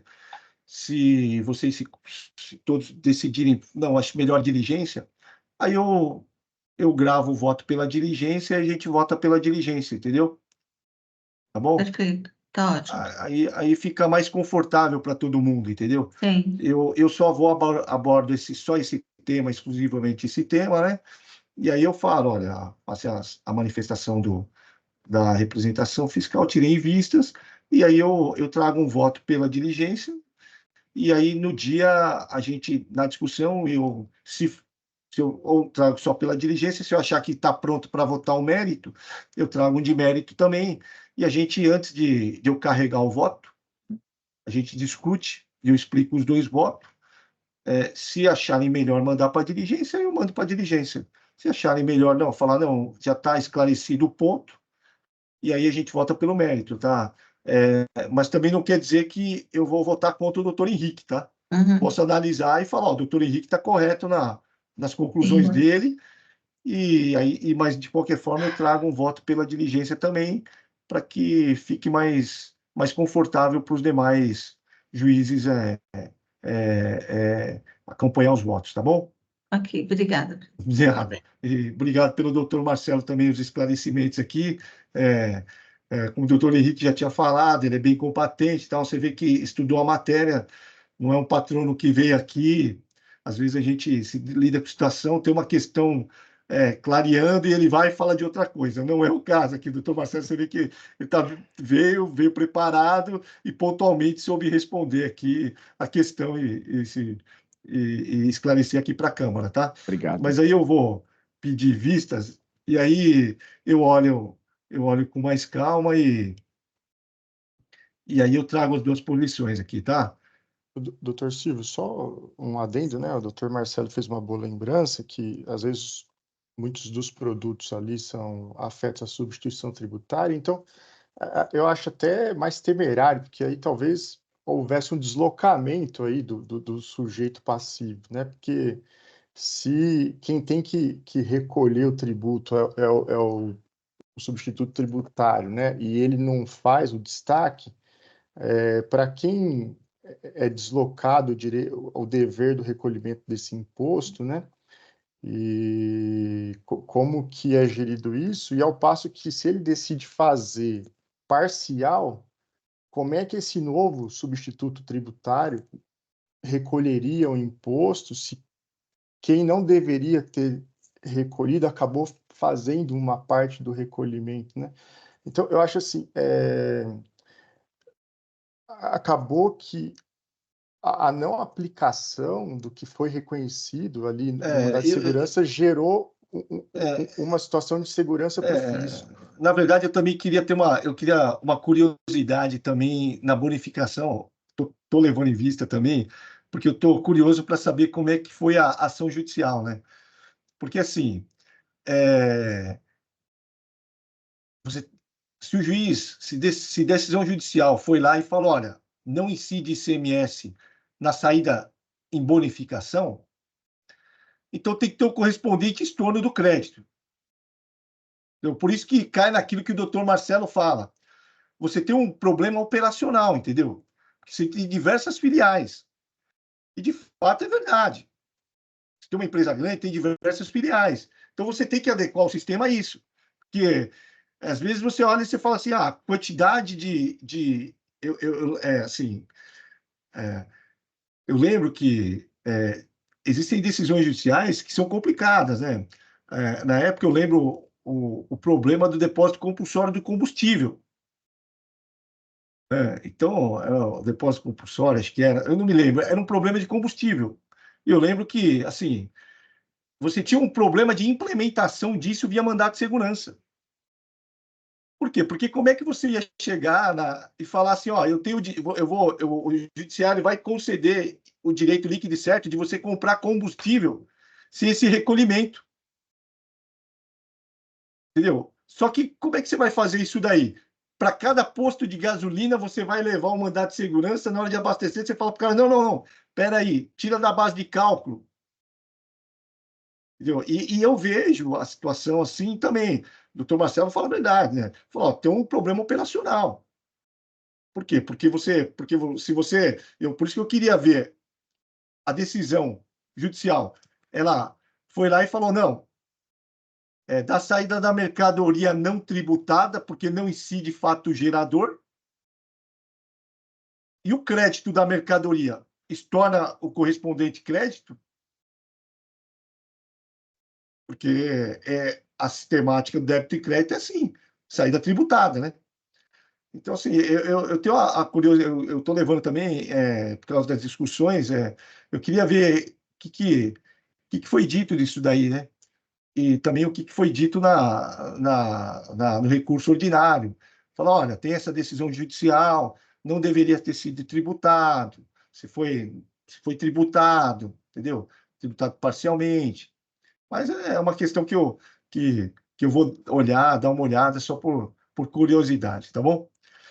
Vou passar o último, estou estendendo muito a discussão, mas eu vou passar para o recurso da Nestlé também, a IM 450.853, processo de minha relatoria, tá? É a questão do café em cápsula, né? Só vou perguntar, doutor Marcelo, o senhor quer complementar alguma coisa na sustentação oral em resposta? Tá, joia. É a mesma coisa, doutor. É a mesma Silvio, coisa, né, doutor? É a mesma coisa. Eu vou passar diretamente a leitura do voto. O voto é simples, tá? É um recurso misto, a partir do item 10 do meu voto. O AIM contém duas acusações. No entanto, após a interposição do recurso ordinário, a contribuinte apresentou petição, na qual informa o recolhimento do item 2.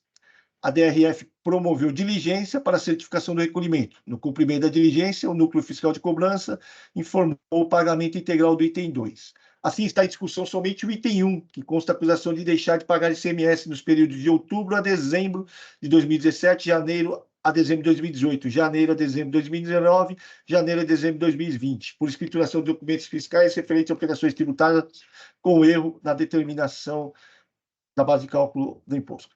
Informa o relato infracional. Transcrevo parte do relato infracional, que vai falar justamente sobre a questão do café em cápsula, né? Já ultrapassando a leitura, continuo no meu voto. A primeira instância cancelou parte da acusação, item 1.1 do DDF, em razão da decadência nos termos do artigo 150, parágrafo 4 CTN. Vejamos, transcrevo a decisão e continuo no voto, já no recurso de ofício. A DRF, em parecer de recurso de ofício, entende que se aplica ao caso a regra decadencial esculpida no artigo 150, parágrafo 4. No entanto, o cancelamento não alcança todos os fatos geradores do item 1.1, mas tão somente as operações ocorridas entre 1/10 a 30/10, devendo ser mantidas as operações ocorridas em 31/10, pois a cientificação do lançamento do recurso de ofício por parte do autuado ocorreu em 31/10. Eu escrevo parte do recurso de ofício, da manifestação da RFL. A contribuinte encontra razões de recurso de ofício, manifesta concordância que a decadência só alcança os períodos de 1/10 a 30/10. Transcrevo parte das contrarrazões e continuo no meu voto. Com relação ao recurso de ofício, inexiste controvérsia acerca da aplicação da regra decadencial disposta no artigo 150, parágrafo 4 CTN, bem como de que a decadência só alcançou os fatos geradores entre 1/10/2017 a 30/10/2017, tendo em vista que a cientificação do lançamento de ofício por parte da autuada ocorreu em 31/10/2022. Destaque em relação ao recurso de ofício, conheço e dou parcial provimento para restabelecer parcialmente o item 1.1 do AIM, pois a decadência alcançou somente as operações ocorridas entre 1/10 a 31/10/2017. Recurso ordinário. Com relação ao recurso ordinário, entendo que as razões recursais não infirmam o trabalho fiscal. A matéria já foi tratada por esta Conlei da 7ª Câmara Julgadora em 8/3/2024, no julgamento do AIM 451.657, dígito 6, da mesma contribuinte, de relatoria do Dr. Henrique Fernando Melo, razão pela qual transcrevo parte do relatório e incorporo como razão decidir, uma vez que enfrenta as mesmas razões dispostas no recurso ordinário. Tá? Transcrevo a decisão do Dr. Henrique e só complemento. Por oportuno, ressalto que o café em cápsula trata-se de mercadoria distinta da contemplada pela redução da base de cálculo. O AFR está correto ao afirmar que, abre aspas, redução abrange apenas café torrado básico, cujo é realizado por meio de dissolução em água quente, não necessitando de utilização de qualquer maquinismo, fecha aspas. O produto comercializado em cápsula é distinto do contemplado pela benesse fiscal. A própria legislação estadual trata o produto de forma diferenciada, conforme esclarece a resposta à consulta 21.181 de 2020. abre aspas, o café em cápsula teve tratamento diferenciado pela atribuição dos códigos de substituição tributária a partir do convênio ICMS 142 de 2018, o que foi incorporado pela legislação paulista através da portaria CAT 68 de 2019. Vejamos, transcrevo a resposta à consulta e continuo no meu voto. O Tribunal de Justiça do Estado de São Paulo também já manifestou entendimento de que o benefício não se aplica ao café comercializado em cápsula, conforme decisão proferida nos autos tal, que se discutiu a exigibilidade do IM 4068-094, dígito 0, lavrada contra a autuada. Adicionalmente, cito que a decisão proferida pela 8ª Câmara Julgadora, realizada em 10/11 de 2023, de relatoria do ilustre juiz Samuel Luiz Mazotti Riema, que exarou o mesmo entendimento acerca da matéria, no julgamento da IN 450, lavrada contra contribuinte. Com relação à atualização da base de cálculo da multa, afasta as razões recursais, pois a matéria encontra-se pacificada no âmbito tribunal por meio da súmula 3 de 2018. Antes posto, considerando as provas dos autos, conheço do recurso de ofício e no mérito dou-lhe parcial provimento, pois a decadência só alcança os fatos geradores ocorridos entre 1/10/2017 a 30/10, e conheço do recurso ordinário e no mérito nego-lhe provimento. Com relação ao meu voto, eu basicamente repito o voto do doutor Henrique, tá? E transcrevo incorporo algumas decisões, cito algumas decisões que foram proferidas pela 8ª Câmara, resposta à consulta e a decisão judicial. No mais, é a matéria já conhecida. Alguém tem alguma dúvida? Gostaria de se manifestar? Também, doutor Marcelo, eu deixei de ler o voto do doutor Henrique, né? Que é conhecido pelo senhor, foi até citado na manifestação fiscal, tá? Para o senhor peço vênia para não cansar os senhores pela leitura, tá bom? Claro. Ok. Eu vou encerrar os debates, verificando o quórum.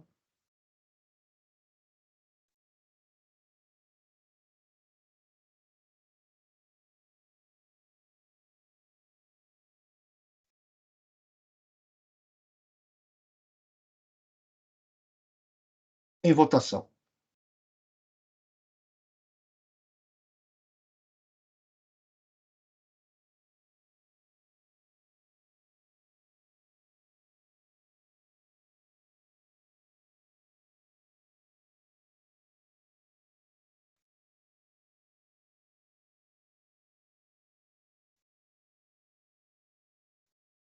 Doutor Marcelo, decisão unânime com relação a esse processo, tá?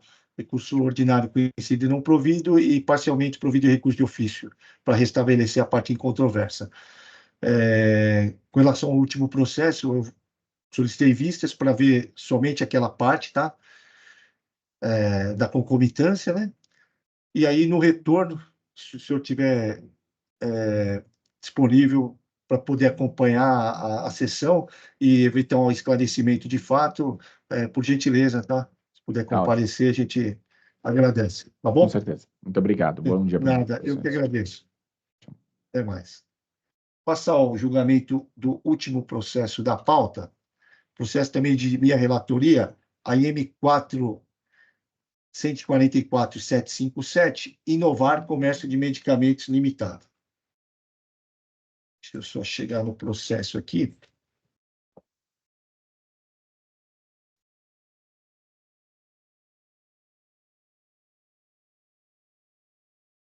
O voto já estava disponível, eu só vou passar a leitura do voto, ultrapassando a leitura do relatório. Ele é um recurso ordinário, tá? Desculpa.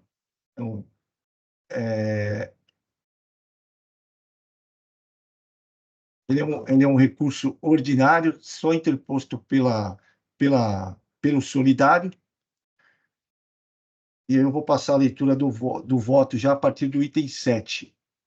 O AIM contém 7 acusações. Itens 1 e 2, deixar de pagar ICMS incidente das saídas de mercadorias. Item 3, deixar de pagar ICMS decorrente da operação consignada na nota fiscal de número 759, emitida em 28/4/2018, cuja escrituração fiscal digital na qual deveria constar registrada não foi enviada ao SPED. Itens 4 e 5, deixar de exibir à autoridade fiscalizadora os livros fiscais. Item 6, deixar de entregar GIAs no período de 2 de 2019 a 5 de 2019. E item 7, entregar GIAs no período de 2 de 18 a 2 de 19, com indicação de não ter havido movimento, campo zerado, sendo que no referido período foram promovidas operações realizadas de circulação de mercadoria. Tá? O relatório de informações do AIM juntados às folhas 15 a 18 descreve de forma pormenorizada as razões pelas quais pelas quais foi lavrado o AIM. Ademais, o AIM está instruído com planilhas que relacionam os documentos que compõem as acusações de falta de pagamento de imposto. Somente o solidário Rudman Fernando Polinário apresentou defesa. A primeira instância manteve integralmente as acusações de solidariedade. Contra a decisão proferida pela unidade de julgamento de Araraquara, o solidário Rudman Fernando Polinário apresentou recurso ordinário. De início, cumpre ressaltar que o apelo recursal não contém argumentos e provas que contrapõem as acusações, razão pela qual no mérito restam mantidas. Os argumentos ventilados no recurso ordinário têm o objetivo de excluir a solidariedade, e no pedido se requer o afastamento da multa aplicada por ser confiscatória. Consta no AIM que a solidariedade tem como fundamento o artigo 11, inciso 12, e artigo 12, inciso 11, a linha G, todos do RICMES, dos seguintes termos. Transcrevo parte do relatório circunstanciado e continuo. Ainda sobre a solidariedade, extrai-se do relatório de informações. O que diz o FR no relatório de informações? O senhor Rudman F. Apolinário, conforme termo de declarações anexos, informou que ele e Fausto Deli Cole Porto decidiram iniciar uma empresa atacadista de medicamentos em razão do conhecimento que ambos possuem do setor, o qual foi adquirido pelo exercício de atividade de representação comercial. A atividade dos sócios no setor farmacêutico consta registrada em matéria jornalística disponível na internet, na qual ambos são apresentados como diretores de uma empresa farmacêutica.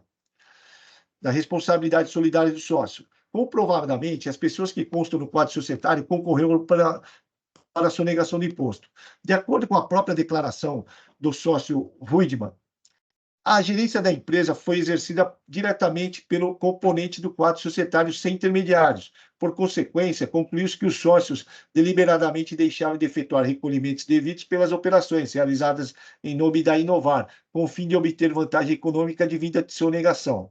Conforme declaração anexa, o contabilista que consta no cadastro informou ter deixado de prestar serviço à empresa em 2014. É incontestável, portanto, que ao dispensar serviço de contabilista, os sócios concorreram dolosamente para o descumprimento das obrigações acessórias, concernentes à elaboração e entrega da escrita fiscal digital, bem como na omissão de informações relativas às operações nas guias nas guias de informação e apuração do imposto. Os sócios demonstraram total falta de responsabilidade no cumprimento das obrigações tributárias, tendo realizado operações em montante superior a 20 milhões sem assessoria de um contabilista. Ademais, há evidências de que a saída de Rudman do quadro societário da Inovar em 28 de 2 de 2019 foi somente formal. De acordo com a informação fornecida pelo representante da empresa Núcleo Pharma, as aquisições desta empresa junto à Inovar sempre foram feitas através do contato telefônico com o titular Rudman Fernando Polinário. Continuo no meu voto. No recurso ordinário, argumenta-se que, abre aspas, é possível observar das informações extraídas da GCESP que o recorrente deixou os quadros societários da sociedade empresária em 13 de 2 de 2019, ocasião que o senhor Fausto concentrou 100% das cotas sociais. Os fatos geradores ocorreram no ano de 2018 e 2019. Embora as acusações englobem o período posterior à data de saída do solidário Rudman, conforme consta na GCESP, entende que o argumento não pode ser aceito. Isto porque, mesmo embora formalmente não compunha o quadro societário, as provas demonstram que de fato exercia atividade empresarial. O AFR, na manifestação fiscal, informa que os pais dos sócios continuavam como calcionantes, mesmo após a saída formal da sociedade. Em informações prestadas por um dos destinatários, declara que o solidário representava a autuada, mesmo após sua saída formal da sociedade. Vejamos. Transcrevo parte da manifestação e continuo no meu voto. Ainda argumenta-se que o solidário era responsável pelo departamento comercial e seus sócios pelas atividades administrativas e burocráticas. A tese defensiva não pode ser aceita para afastar a solidariedade, pois a divisão da atividades não tem relevância na imputação da responsabilidade. E mais, não há documento que materialize o alegado. Ademais, o contrato de locação é atividade burocrática, e eu mesmo, juntado às folhas tais, contraria o alegado, vez que os pais do solidário constam como caucionantes, ou seja, o contrato faz prova de que o solidário participava das atividades administrativas e burocráticas.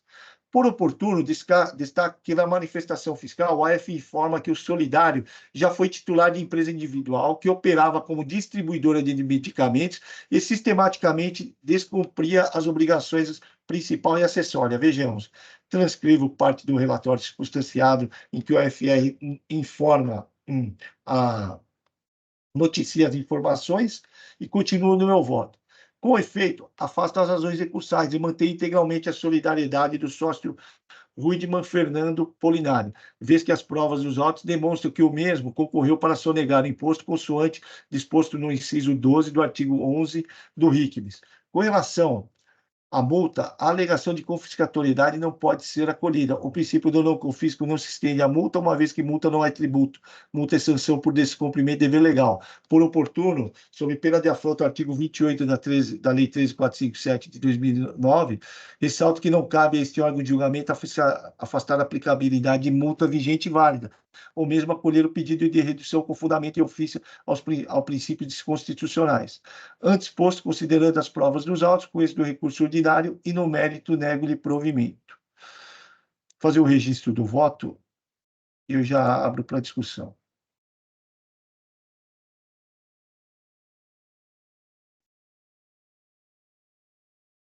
O voto já está registrado. É uma questão só de solidariedade, tá?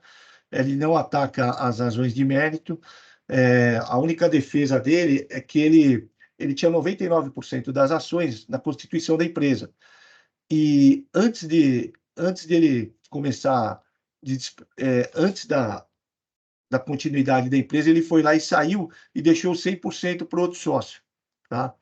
Mas só que no curso da formação do auto de infração, o fiscal ele vai lá e aponta que, embora formalmente fora da empresa, ele estava exercendo plenamente as atividades econômicas da mesma, né? Razão pela qual eu mantive a solidariedade. Alguém tem alguma dúvida? Vou encerrar os debates e passar ao julgamento.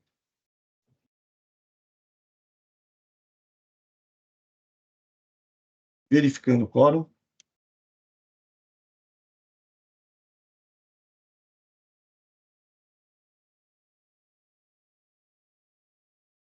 Em votação.